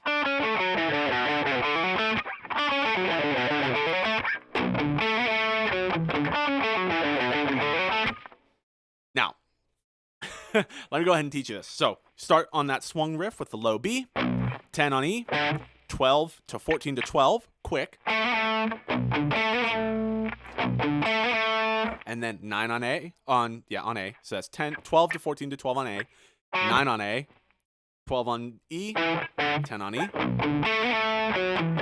And then the fast part goes D string, 12 to 14. And I'm really thinking of these as in triplets, but I'm thinking of them in groups of 2 triplets.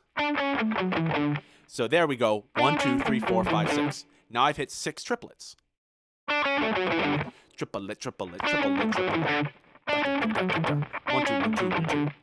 So you go 12 to 11 on D, 12 to 9 on A. So I usually will go ring finger, middle finger, ring finger, index finger. And then you go 12, 11, 12, 9, 12, 10. So that goes D to A to E. So every time you go to 12, you go down a string. So 12, 11 on D, 12, 9 on A, 12, 10 on E. And then the next triplets, you can think of them in kind of in groups of 3, I guess. You did 1, 2, 1, 2, 1, 2, and then 1, 2, 3. Again, these are all triplets, so it's just kind of how I'm sectioning it in my mind. So for this one, you go 7 on E, 10 on E, 9 on E.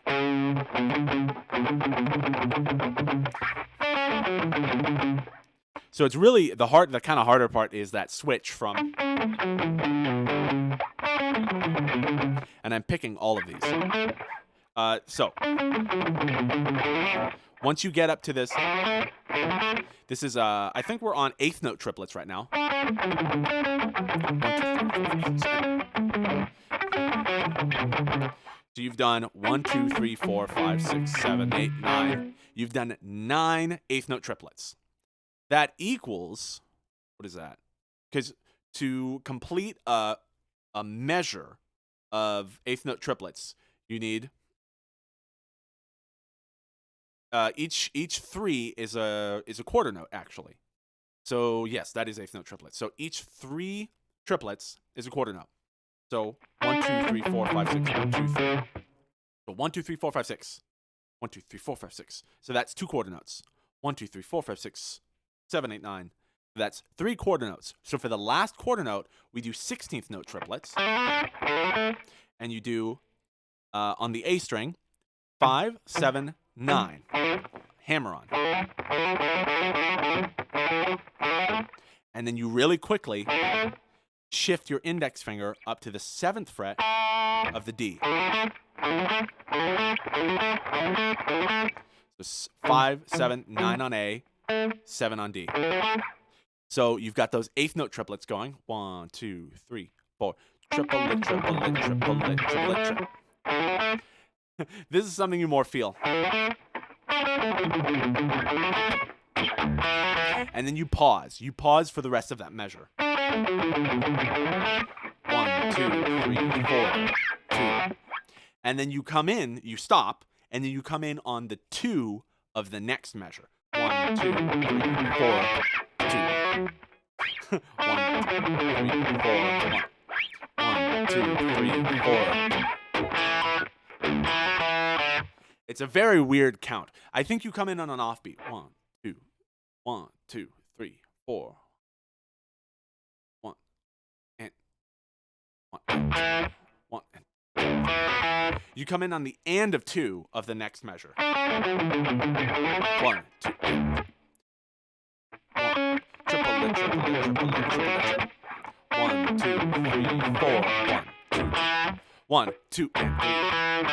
And then you basically pick up halfway through that little GD riff. And remember, we're on the swung measure. So it goes 1, 2, 3, 4.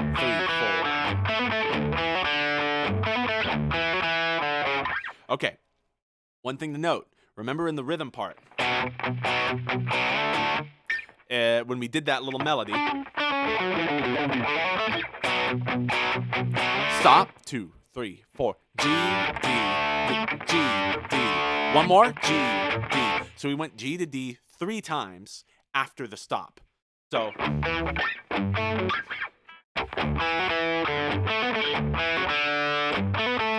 So think of it like this. If you were to do the little melody, the triplet melody, imagine you, as soon as you stop, you hit that G. You hit that low eighth fret on the E string, on the low B string. Imagine you hit it, because you don't. You get to rest for two beats, 3 beats maybe.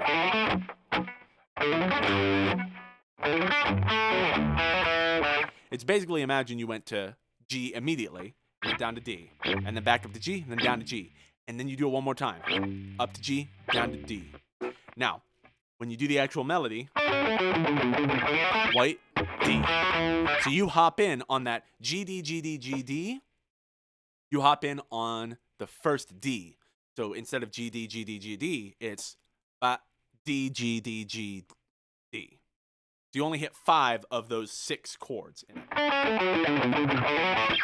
D, G, D, G. This is the extra. D. And then you hit an octave on the 2nd fret of the B, 4th fret of the A. Slide up to the 14 and 16. So it's just an octave up.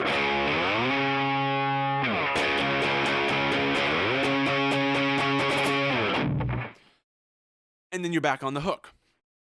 So let's go ahead and play through the first 2 phrases of the verse slowly together, and then we'll play them fast, and then play through the second 2 phrases, the 3rd and 4th phrases of the verse slowly and then fast. So we'll do them in sections. So 1, 2, 3, 4. Remember, this is all straight.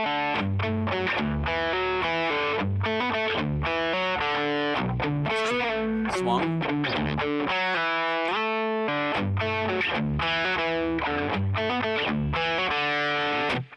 Now, full speed.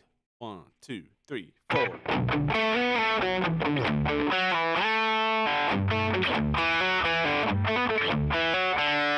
Swung.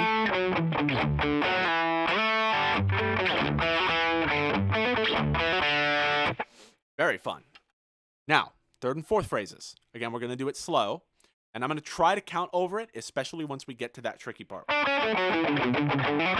So, 1, 2, 3, 4. 1, 2, 3, 4. 1, 2. Harmonic. 1, 2, 3, 4. 1, 2, 3, 4. Swung. 2, 1. Sorry. Let's do from the swung part. 1, 2, 3, 4. 1, 2, 3. Okay, it is very difficult for me to count over the swung part. So, let's just play the 3rd and 4th phrases slow again, and I'm not going to count it. Just bear with me. Feel those swung parts out. Because I do not think of a metronome when I'm playing that part. I just kind of let the snare drum, or if I'm playing for the studio recording, I let the metronome keep time for me, and I just try to reference. When I get to those swung parts, I lift myself off the tempo and just try to anchor my next note. Okay, so let's go from the 3rd and 4th phrase. Slow. 1, 2, 3, 4. Harmonic.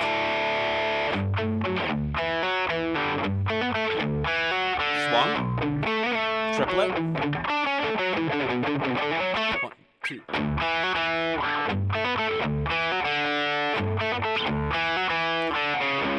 C sharp.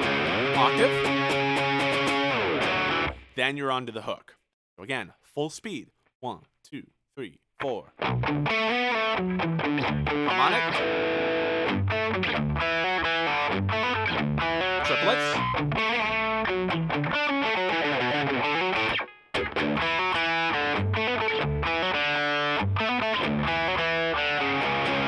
Octave. And then you back down to hook. So, the verse is in the end of it. Let me play it full speed all the way through. I'll count in with us. 1, 2, 3, 4.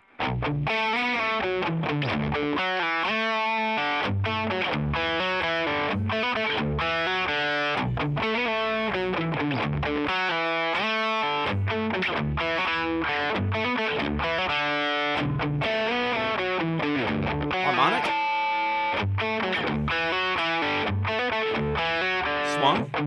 triplets.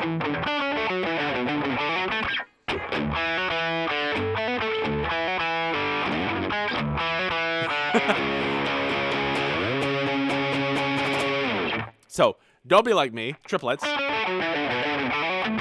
Wait. One more.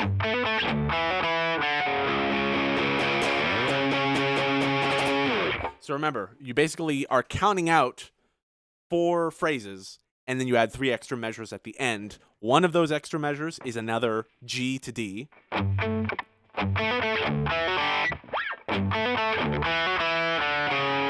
And for that last little, to kind of transition down into the octave, you're going on the low fret. You go hit the 3rd fret of the B, of the low B string, so you hit that D, and then you do 2, 4, 2, open, and then you go to the 4th fret of the A string, which is also the octave down from the 2nd fret of the B string. And you'll see I hit the high note first before I kind of fade in slowly that low part, so that low string. All right, a very fun riff. I just kind of came up with it one day, and Ray wrote their lyrics around. Ray wrote their lyrics around it. I can't sing and play this part.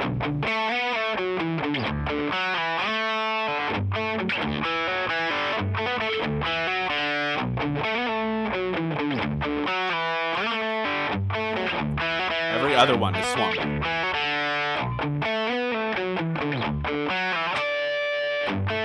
Don't forget the harmonic in the 3rd phrase. Triplets. Swung. Extra D. G to D. And then you're back to the hook. You play the hook twice this time through.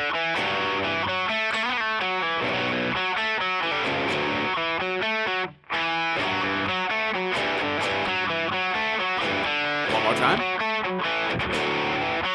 Feel free to throw in extra strums.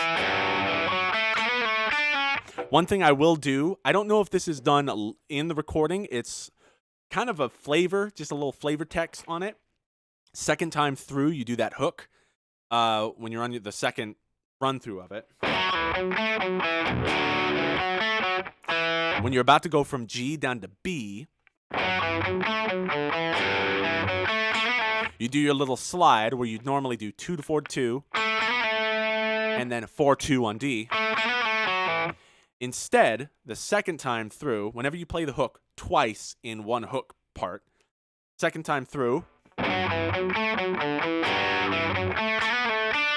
instead of going to 4 to 2 on D, you go to 3 to 2 on B. That's a little harder to do because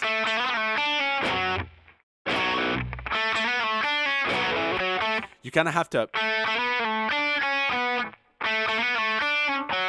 get your fingers, regardless, back down to the 4th fret and 2nd fret of the D string.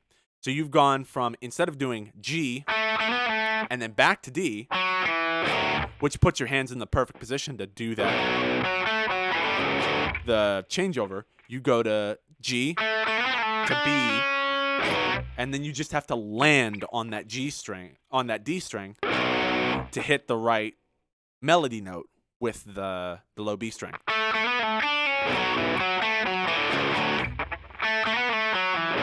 See, because the original way puts your hand perfectly where it needs to be to hit the 4th fret of the D string with that low B. Whereas when you do this variation, you have to land it on the 4th fret because you're on the 2nd fret of the B.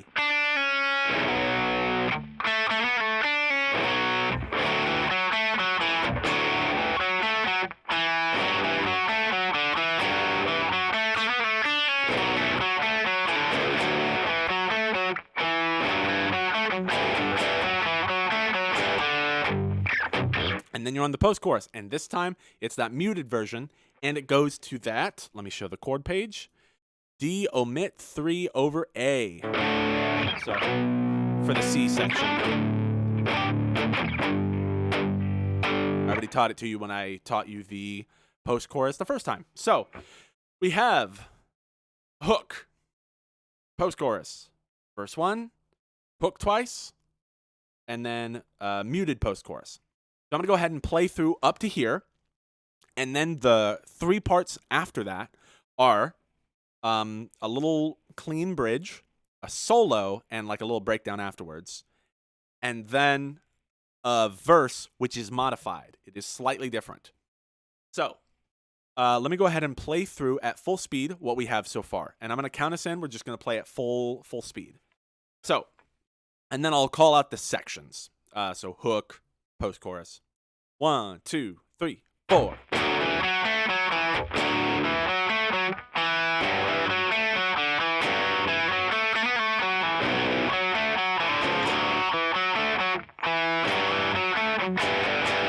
Post-chorus.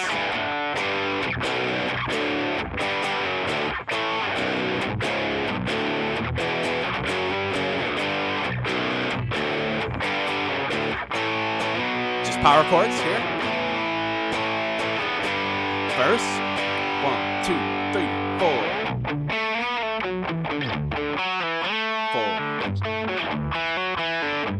Swung.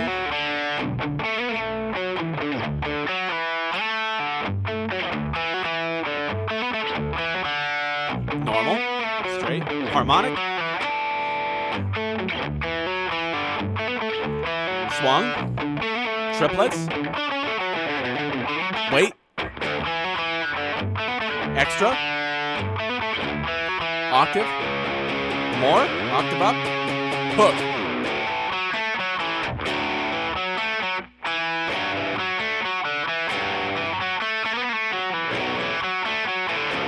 One more time on the hook after this.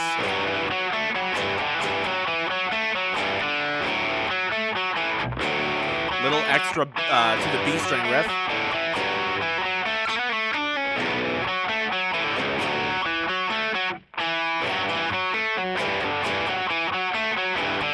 Post chorus, muted.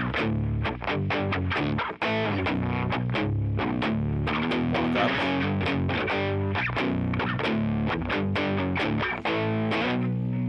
Omit 3 over A. 1, 2, 3, 4. Clean section. And now we're in the back half of the song. Debatably the harder part of the harder half of the song. Just because you have to do the hardest part, the verse, right after a solo. So, okay. Yeah. That water is delicious. Okay. We got about like 30 minutes for me to teach you this. We should be good. Okay. So, if you remember from the rhythm guitar part, the lead guitar is outlining the chord progression that the rhythm guitar plays during your solo. The chord progression is E, G, B, A. Same thing again. E, G, B, A. So same chord progression, and then you go into your solo. Those chords that I'm doing, you can see it's all arpeggiated, so I didn't label them as chords in that diagram. And those 2 other chords, that D7 omit 5 and the B minor 7 omit 5, come up in the breakdown, so that's after the solo. Those are just chords that you hit all at once. So you hit basically this E add 9 chord, so you hit the open E, and then you go to the 2nd fret of A, 4th fret of D. And you hit them just in order sequentially. And down to the A, you hit the A string again. And then the D string. So you kind of go back and forth. E, A, D, A, D. And then open E. And then you lift your index finger from the A string. And you hit the 2nd fret of the E string. So you're shifting the root note, walking it up. Use your middle finger to hit the 3rd fret of the E string. So you go E, F sharp, G.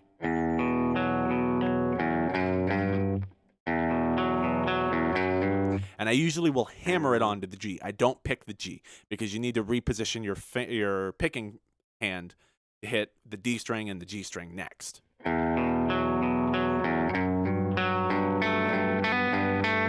So it goes E, A, D, E, E, E. E, A,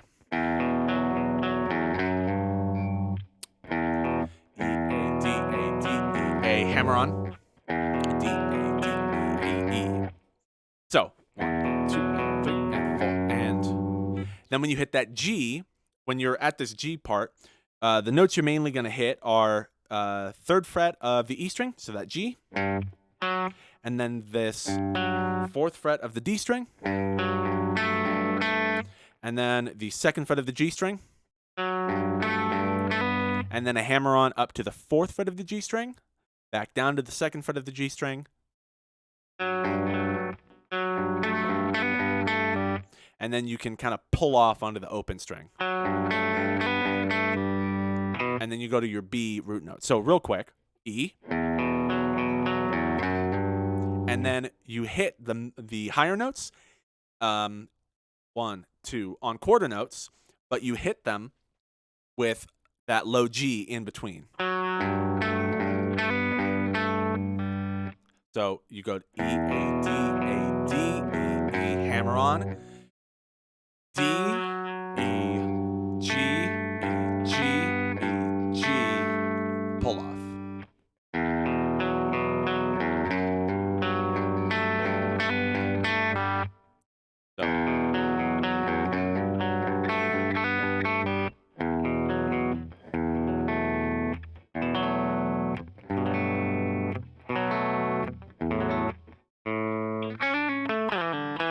One way you can think about it, actually, now that I look at the chord, you can think about it as the root notes that you're holding, or the chord notes that you're holding down are 2nd fret of A, 4th fret of D, 2nd fret of G. And depending on the root note, you hold different notes in that chord. So when you hit the low E root note, you don't hit the G string. You just hit the 2nd fret of A, 4th fret of D. And then when you hit the G, you hit that 3rd fret of the E string. You only hit the 4th fret of the D string and 2nd fret of the G string. So in this kind of larger chord, you just hit the higher 2 notes with that low G. And you lift your pinky to do that little hammer on. And then you're at B. And B is encompasses all 3 of these. You do 2nd fret of A string, 4th fret of D, 2nd fret of G. And you'll hammer on up to the 4th fret of G. So you go A, D, G, D, G with the hammer on.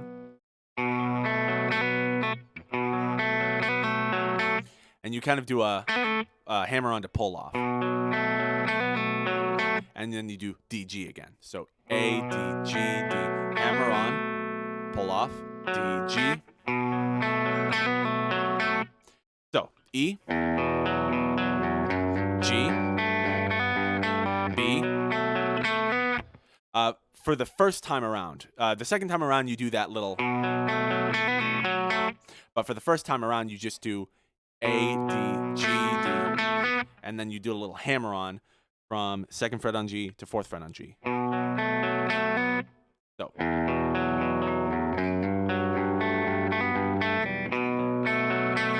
A. And then you go up to the 6th fret of G, hammer on to 7, back down to 6.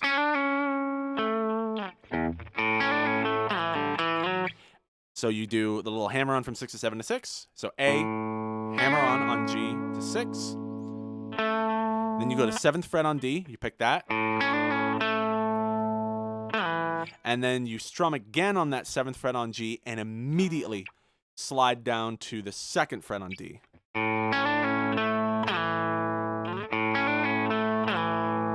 Open D, 2nd fret D, 4th fret D.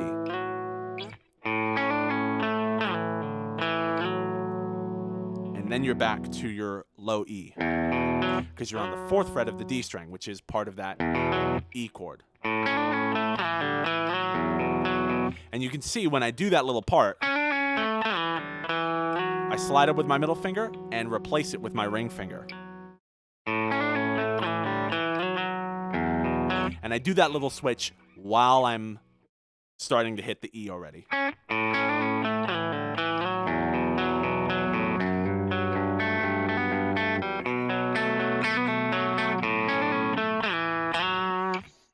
The phrasing, the little like spaces will change a little bit on the second time through.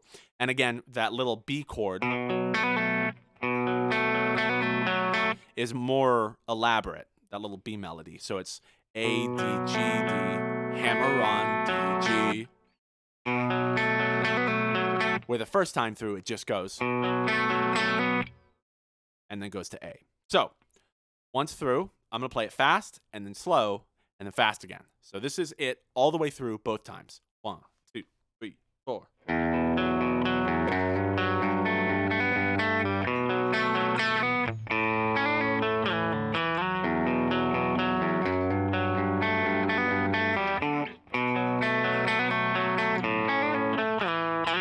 That was me messing up in the middle. But then when you play it slow, it goes 1, 2, 3, 4.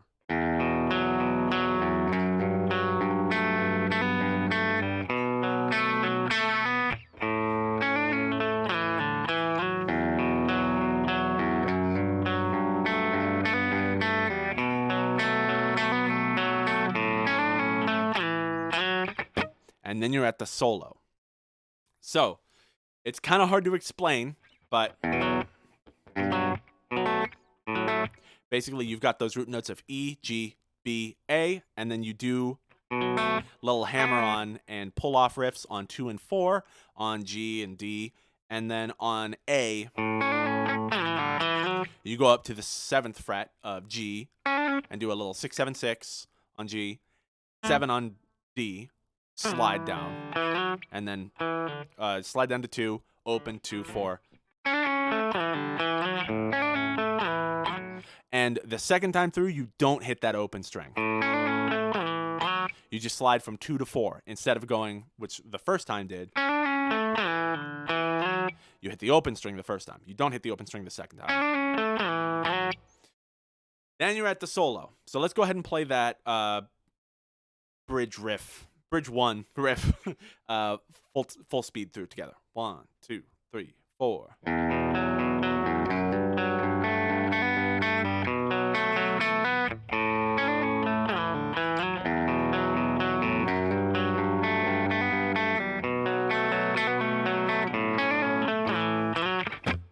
Then you're at your solo. Solo is very fun. I like this part. Okay.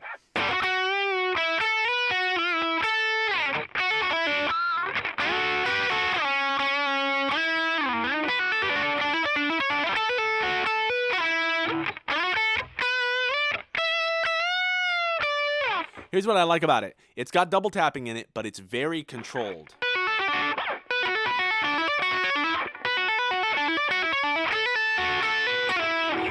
It's playing in triplet. What one you begin to? No, it's playing in 16th notes. It's just playing in groups of 3. So anyways, the way this one works is you go G 11th fret and bend up to 12 and then back down to 11. And then you go 9th fret on G.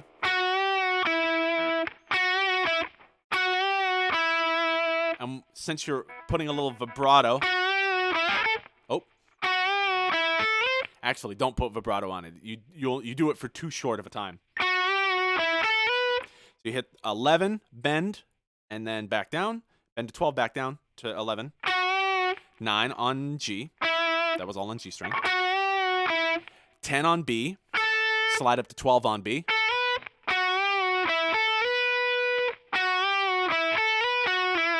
And then you go back down to 11 and then down to 9. Slide down to 9 on G.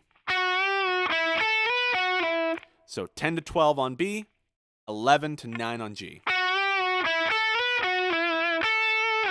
And then you hit that 10 on G again and put vibrato on that one.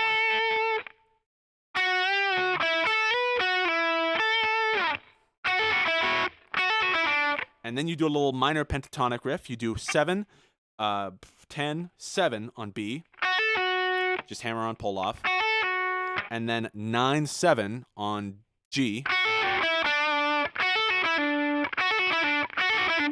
So.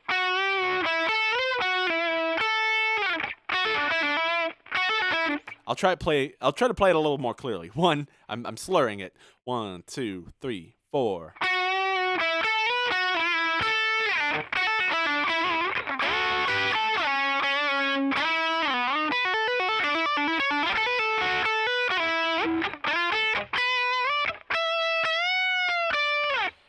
That's my favorite solo on our album, I swear to God.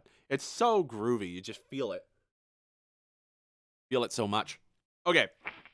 So, yes, you got your little bend, and you're kind of going 11 to 9 to 10 to 12 to 11 to 9 to 10. It's got this little pentatonic box.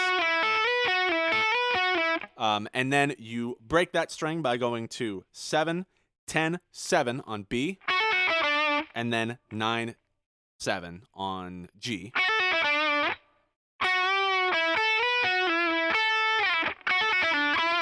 And then you go back to 9 on G, give it a little vibrato bend.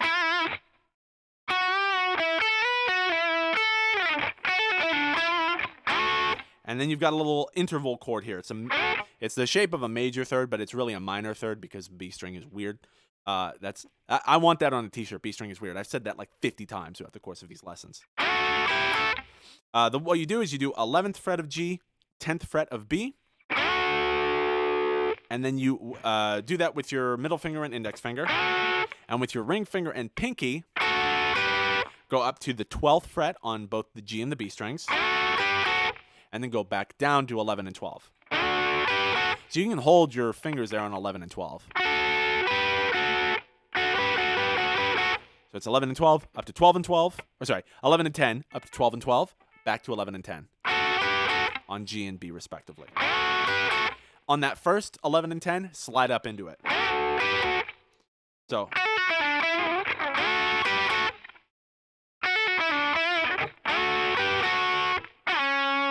And then from that little chord exchange, you do another one of those hits on 11 on the G string and immediately slide down. This time you slide down to the 6th fret of the G string, so 11 to 6. And then you do a little bend again. Up to 7, back down to 6.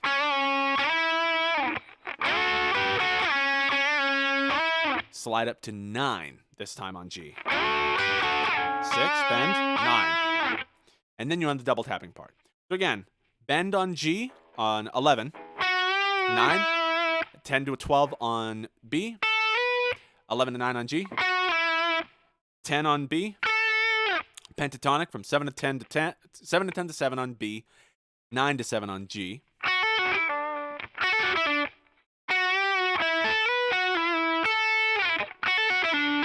Nine on G. Chords on 11 to 10, 12 to 12, to 11 to 10. 6, bend, up to 7 and back down to 6. And then go up to 9. So it should go, so far.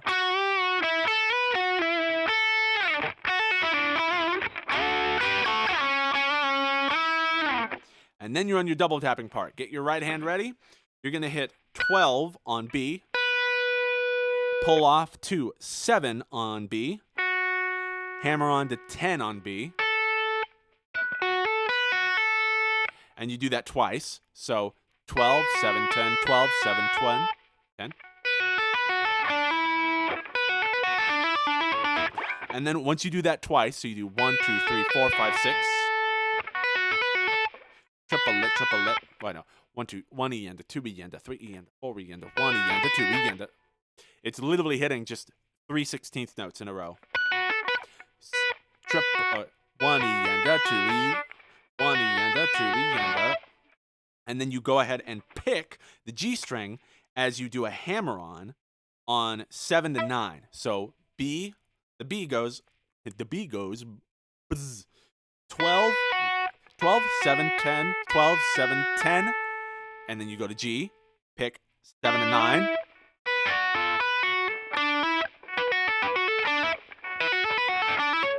And then once you pick, move your hand, because you're going to hit a high note on the G string with your right hand. And you're going to start that pattern over again, basically. You do the high note, index finger, and then pinky. I guess in this case, ring finger.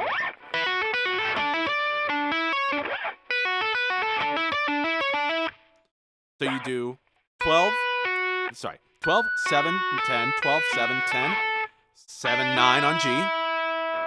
And then you do, what is this, 15, 17, 19? And then you do, so 19, 7, 9, 18, 7, 9.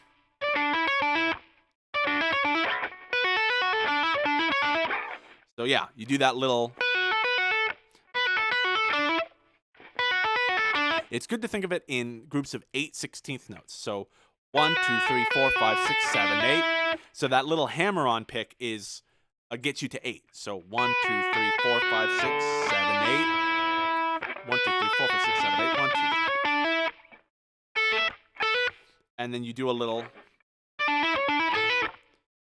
hammer-on again, but that kind of folds into another part. So again, hammer-on, hammer-on, triple. Hammer-on, hammer-on. Double tap, double tap. Double tap, double tap, pick it. Double tap, double tap. Again, yeah. For the higher one, it's 19, 7, 9, 18, 7, 9. So you descend with your right hand a little bit. And then the next part is 10, 12, 10. You do 10, 12, 10 on B, 11 on G, 10 to 12 on B again. So it's a little hammer-on pull-off on 10 to 12 to 10, 11 on G, and then 10 to 12 slide. Actually, it's a hammer-on, sorry. And then you slide down from 11 to 9. And that is immediately after your G string hammer-on. You just have to get used to going into double tapping and then picking right out of it, like immediately the next note. So, because you do a double tap riff, you do a little hammer-on, and then you go back into a double tap riff with those same low notes. And then you go and pick and do a little hammer-on riff up on 11 and, 10 to 12 on B, 11 and 9 on G.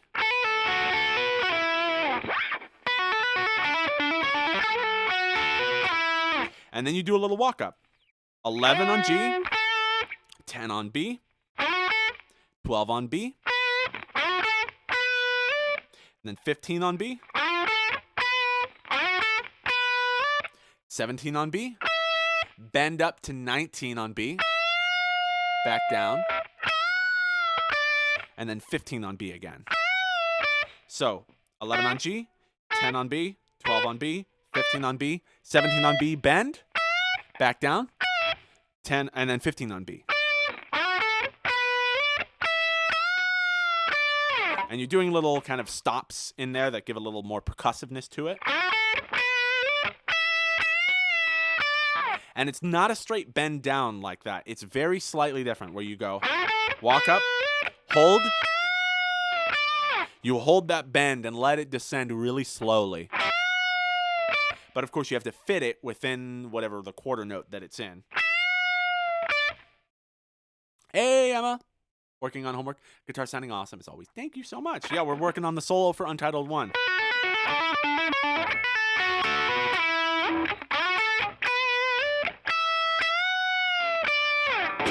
And then you're at the breakdown. So again, slowly, the solo is this. 1, 2, 3, 4.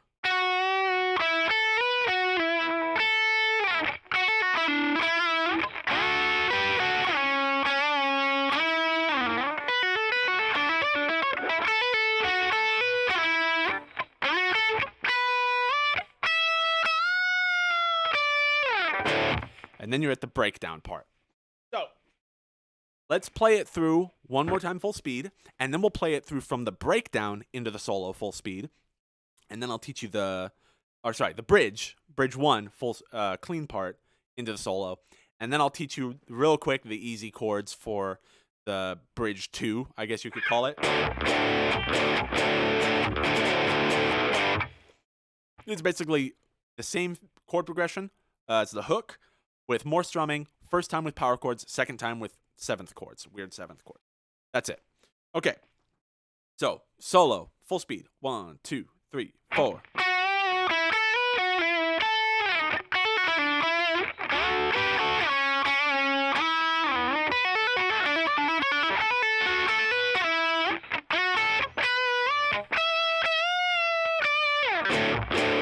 And then you're at your breakdown. Now, from the clean part, if we were to go from there, it would sound like this. 1, 2, 3, 4.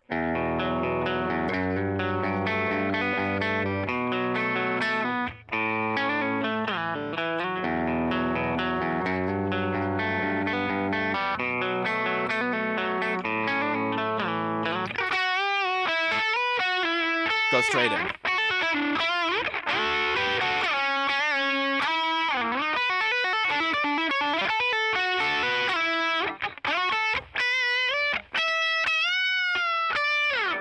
And then you're on your bridge 2. So, fun part. This is the part where I get to stop focusing, because that whole riff, that whole part, I'm focusing so freaking hard.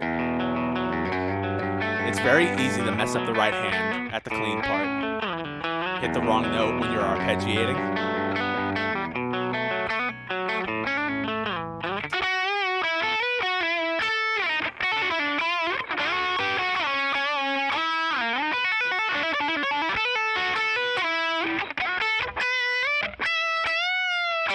It's also very fun to play solos and hard parts fast, because sometimes it feels just easier. You're just grooving, you're not thinking about it. When you have more space and it's slowed down, it feels like you have to think about every single note choice.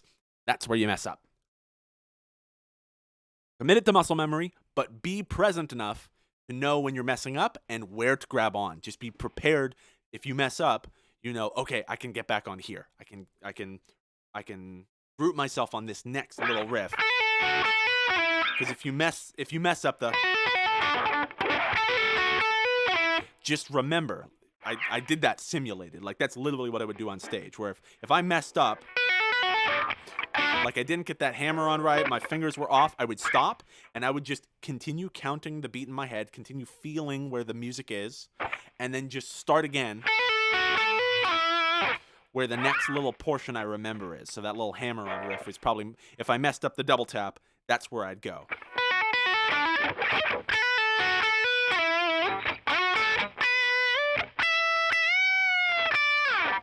That's why it's really good to section out everything you're learning into kind of discrete parts. Like for the verse, for instance.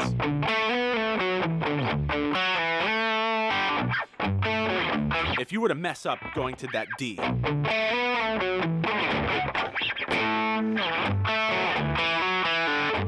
the next section in my head that I kind of consider separate is when you go to the G chord, which is kind of a long section to all be one part. So if I miss this D, I'm missing a whole measure. 4, 1, 2, 3, 4. But it's better to hop on the next measure than to try to start playing notes where they shouldn't be. And I personally think as long as you can come in pretty quickly next, just cut out for a second. I mean, I know they say just play something. I know they say to keep playing, but you don't want to confuse yourself. For me, it works better to just cut out for 2 beats, whatever is left, and then start on the next little section.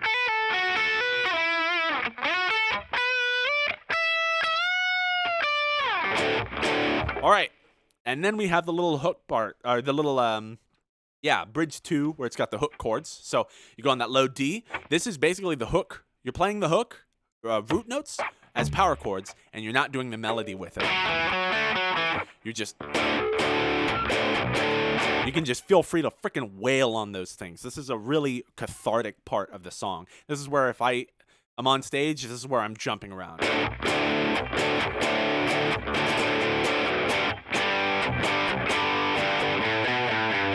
And And we've got little walk-ups there. That's on the E string. The first walk-up is on the E string. 5, 7, 5, 3, 2. And that's bridging the G to the D. Oh, sorry. G to B. I should not stop counting. 1.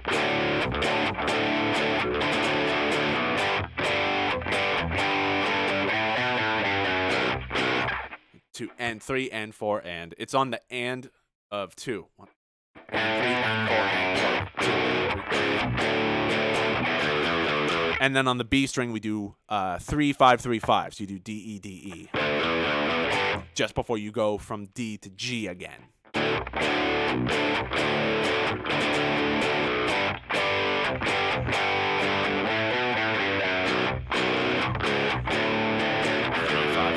G. And then same chord progression, but you do slightly different chords. You can see that D7 omit 5. That's all the way up on the 10th fret of the E string. Skip over the A string, keep it muted with your index finger, and then you hit 11 and 11 on D and G. And again, wail on these chords. You want these to really... They create a little bit of dissonance, they create a little bit of tension, and they have a lot of power when you fit them over the rhythm part that's playing those power chords. Because you've got that chord with the low, meaty pad behind it. So, D7 omit 5. Carry that exact same shape where it's lowest note on one fret, and then the highest two notes are one string away from it on the next fret up.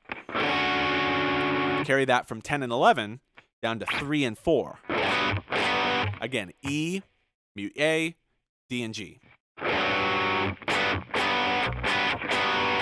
So again, this is D, G. And then you go for this little walk-up, which is normally, you harmonize with that. You do 6, 7, 6 on G, and then 9, 7 on D. So,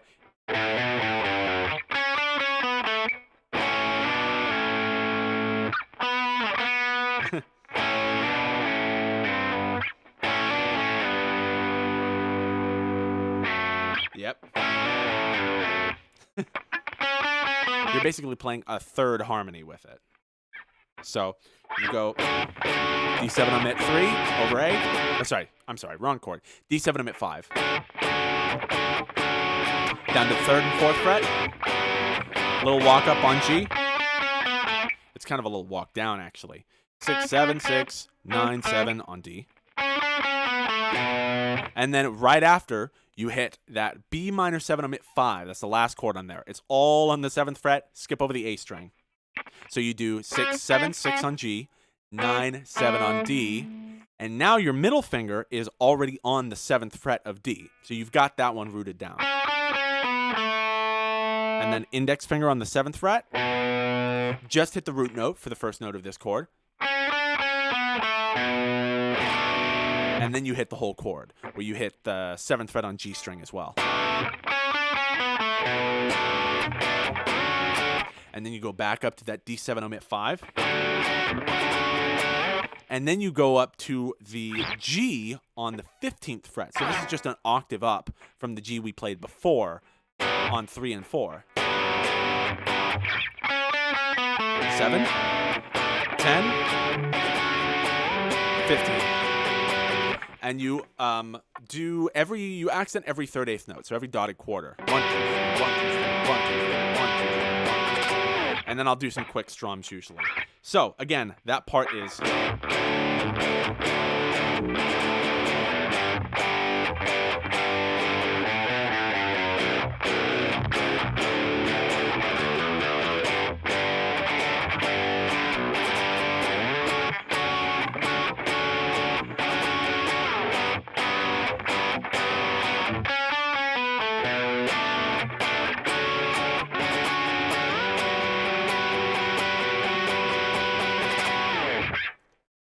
So hopefully that part's given. If you've learned the other stuff before it, I'm going to take it that you know that now.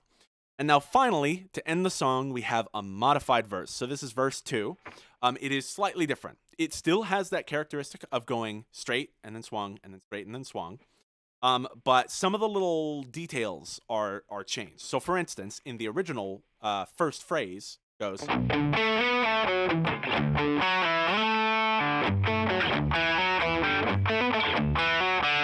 In the second verse, this outro verse here,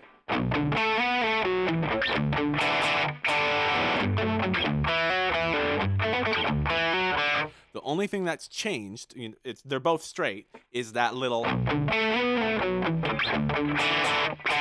Instead of hitting you hit a little chord here, where you do 3rd fret of B, so you hit that low D, octave up on the 5th fret of A, and then to create some dissonance, you keep your ring finger on that A, on that 5th fret of the A string, and then you hit the 2nd fret of the D string with your index. This is a very uncomfortable hand position. And then you let go of the 2nd fret of the D string so that you hit the same note. This should be the open D and the 5th fret of the A, which are the same exact musical note. They're both D. So you've got tension, release. And then I usually, when I'm just about to go hit the G, because then we're going to go do G, D, G, D again, to bridge it, I actually hit a low B in there, just as a flavor.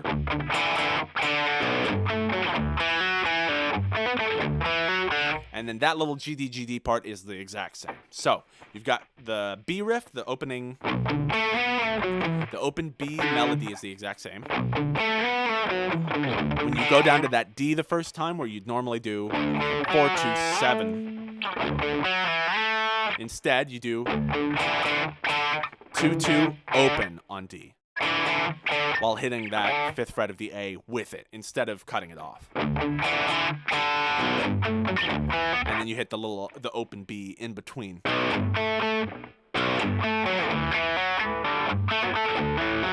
And then the next one is swung. Instead of doing that, because that's how the second phrase went in the first verse, you go for this one. So you can see it swings the open B one, but then goes straight. It actually goes 1 and 2 and 3 and 4 and, because you do a little walk down. You're just continuously hitting eighth notes. I just thought it was spicy to throw it in the swung measure. You go back to straight randomly. So it goes just like you're doing the you do the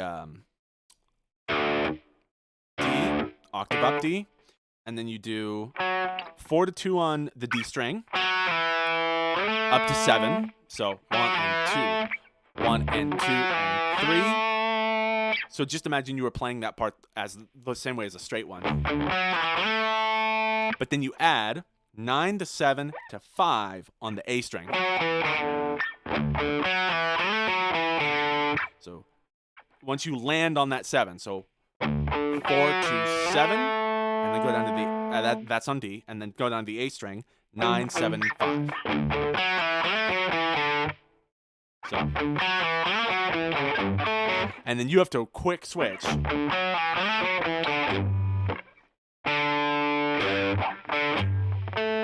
And then you go back to the G, D, G, D, the same way it is swung.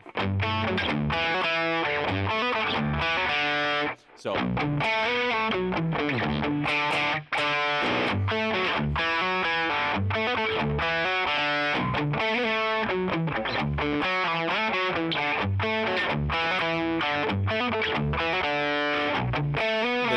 the third phrase is the same as the straight measure, and you actually, instead of hitting the harmonic and doing the weird thing, it does the same. It's actually, I think, the exact same as the first phrase. It hits that chord again. So the first and third phrases are identical, 100% identical.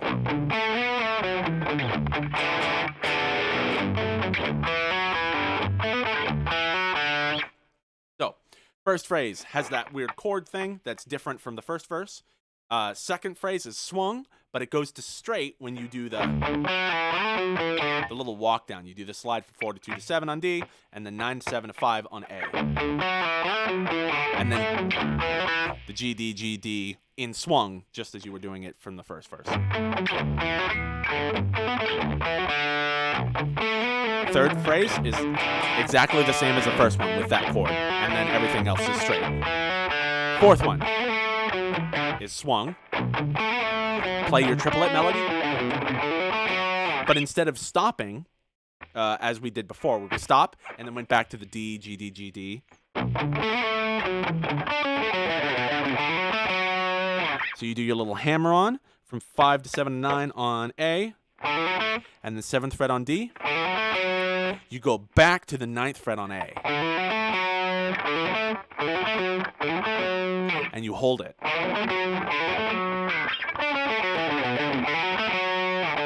And then you slide down to 5, 9, 5, 5, 7, 5, 4, bend, and you put reverb on it usually at that point, and you slow it down. This is the very end of the song. So triple lick, triple lick, triple lick, triple lick, trip. Sorry. 1, 2, 3, 4. 1, 2, 3. I shouldn't even be counting because it slows down. So 1, 2, 3, 4.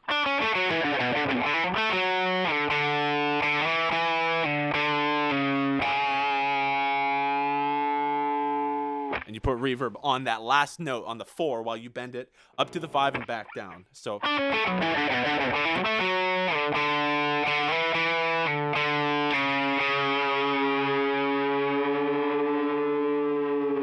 let it kind of bend into itself. So, in summary, this last verse that we have is straight chords, G, D. Next one is swung with a little straight walk down.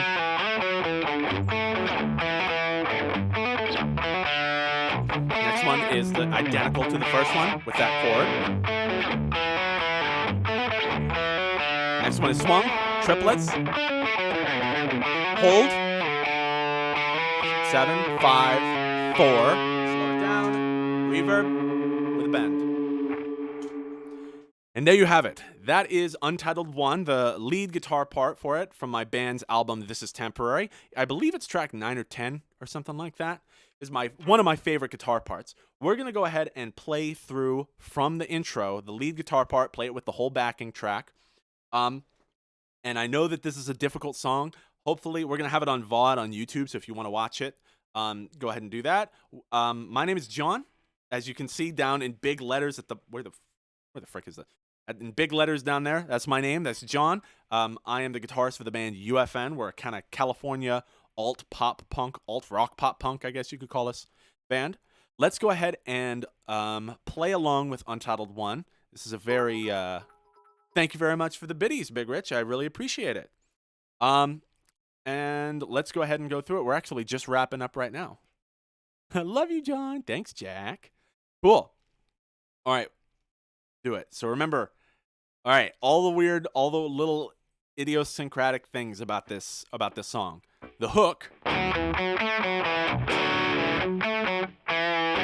Hey, Sad. Welcome. Good to see you guys. Remember, the hook is got that little melody from 4 to 2 to 4 to 2 to 4 to 4 to 2 to open. Like it kind of just you got to kind of have the melody in your head and play it over those chords, and you just have your middle finger hitting those chords. And then you've got the post-chorus. A lot of quick chord changes. And then at the end, ring out.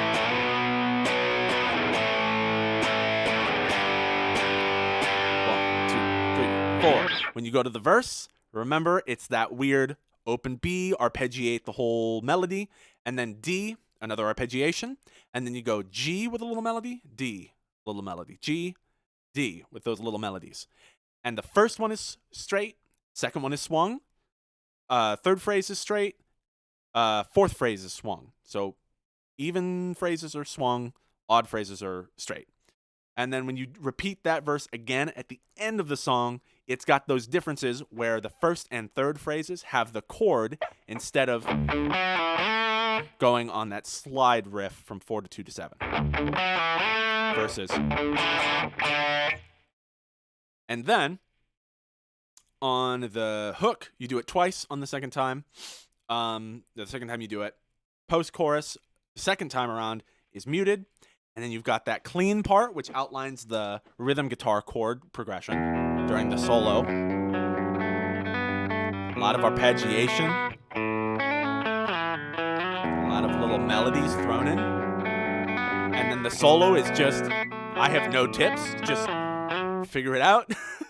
I gave you all the notes. And remember the double tapping part. You've got 6 notes that are double tapped.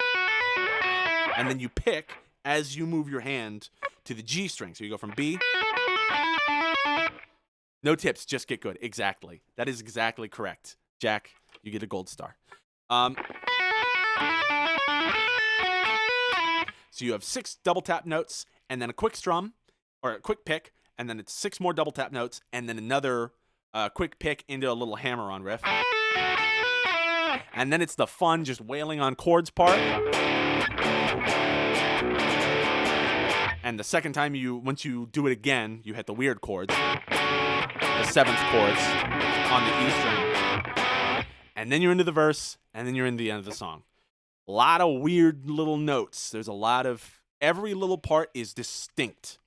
So you should be doing something slightly different with every part. Just like how second time you do the hook, on the second time through, the little B, the 3 to 2, instead of doing 4 to 2 again on D. All right, enough talking. Let's go ahead and play Untitled 1, the lead part for it, in its entirety. And then I'll see you guys later.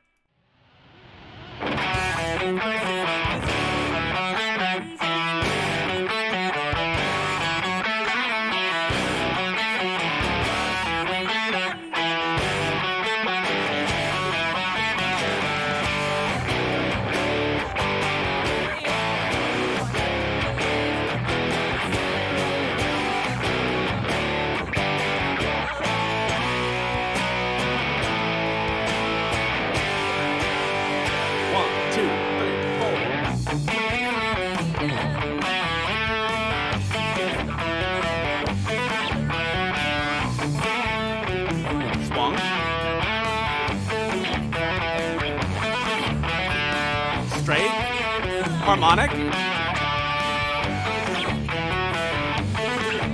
Swung. Triplets.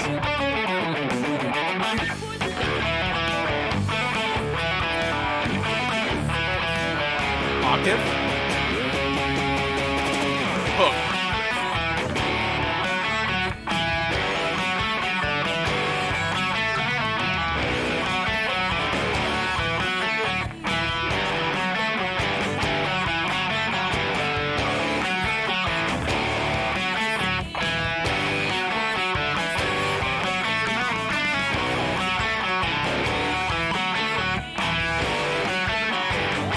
Quiet post-chorus.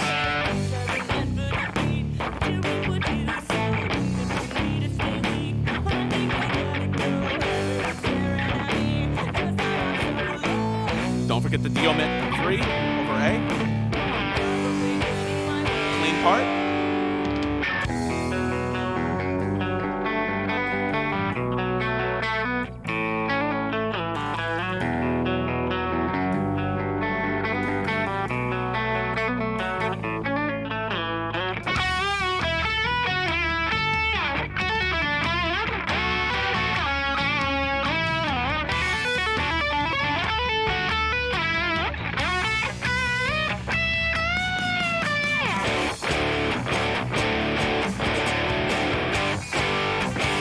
Walk.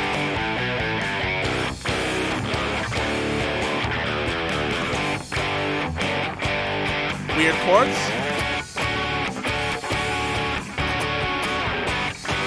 Harmonic walk.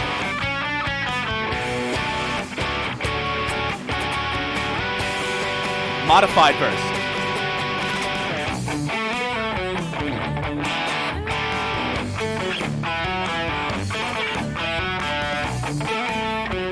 Switch to straight.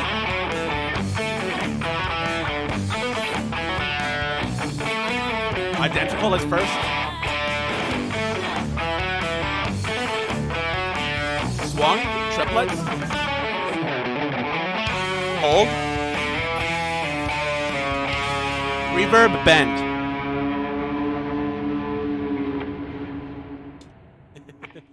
Only thing I would have changed about my performance is not messing up the triplets at the end. I was behind. Or ahead. I have no idea. Okay, fun fact before I go about that. That riff. Yeah. Thank you very much for learning it, first off. For those of you that are watching this on VOD or whatever, if you've learned it, picked up a guitar, played it with me. That riff. When I brought it to the band, I could not consistently play it. They can corroborate this. I was not able to play it, but I brought it to the band because I knew that we could do something with it. And so I resigned myself to making us play it so that I leveled up as a guitarist. And I think it kind of worked, because now I can play it a lot better. And now a lot of my kind of my left hand is independently growing strength. It used to be that it was a lot of unbalanced. There was an unbalanced nature between my right and left hands, because my right hand, just because I'm dominant in it, was able to pick fast. I was able to double tap fast because it was a way to play quick notes without having to do it all with your left hand. But now that I've forced myself to do that,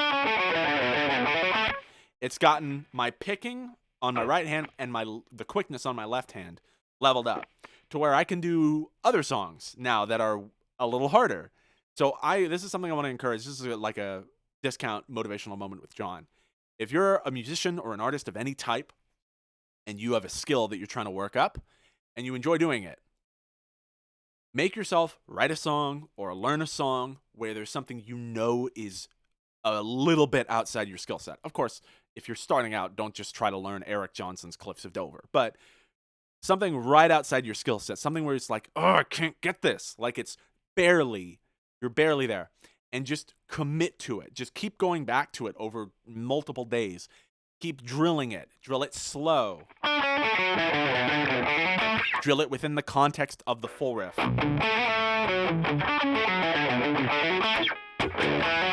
And eventually you will work up that speed. I promise you. There is undoubtedly a cap somewhere with human ability and human physiology. Like your hand just can't move a certain quickness. But that cap is usually a lot higher than you think it is. Just because you can't do something now, don't give up on it. And what's great is if you have a band, bring a song in and make them fall in love with it and put a stupid hard riff in there. Because that's going to make you have to learn how to play it.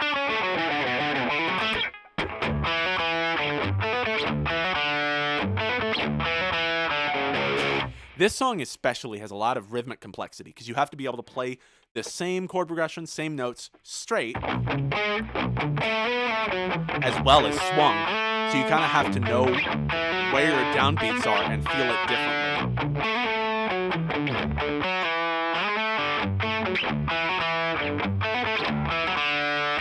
All right. Thank you guys so much for joining. It's been wonderful. That is going to be all for me. For this coming Friday, Jack is going to be hopping on. I'm not sure what he's going to do. He's probably going to maybe play some Killer on Dead by Daylight. He might have other plans for you. I have no idea. And then Saturday, one of us is going to do a little bit of another game stream. Monday, it's going to be I'm going to guess Overwatch with Ray. I don't know. Maybe they'll do like a makeup stream or an art stream or something else. But Overwatch is an option. And then next Wednesday is our live at 5. So do not forget to be there for that. We'll see you at 5 o'clock for that. All of the other streams are going to be at 2 p.m. And then next Saturday, for sure, I will be doing a game stream. Untitled one where the rhythms are alternating and the skill matters. That's a friggin' Whose Line Is It Anyway reference. I knew it. I had to say it in my head I had to say it with my best Drew Carey. Wait, Drew Carey? Yeah, not Jim Carrey. Drew Carey. I had to say it with my best Drew Carey voice. All right. Thank you so much. Thank you so much for coming. Thank you if you are discovering our channel, for checking us out on, you can see, Instagram, Spotify, there's a Twitter, and there's our website way off in the corner. Thank you so much for coming, and we hope you have a good day. Bye-bye.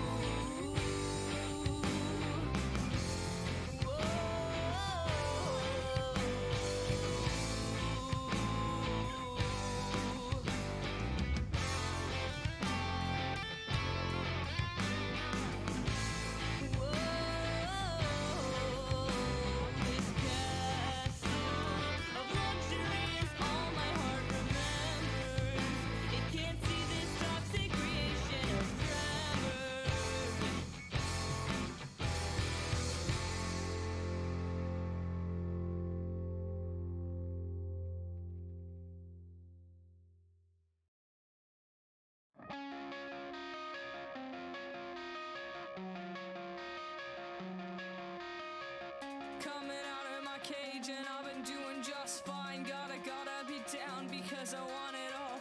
Started out with a kiss, how did it end up like this? It was only a kiss, it was only a kiss. Now I'm falling asleep.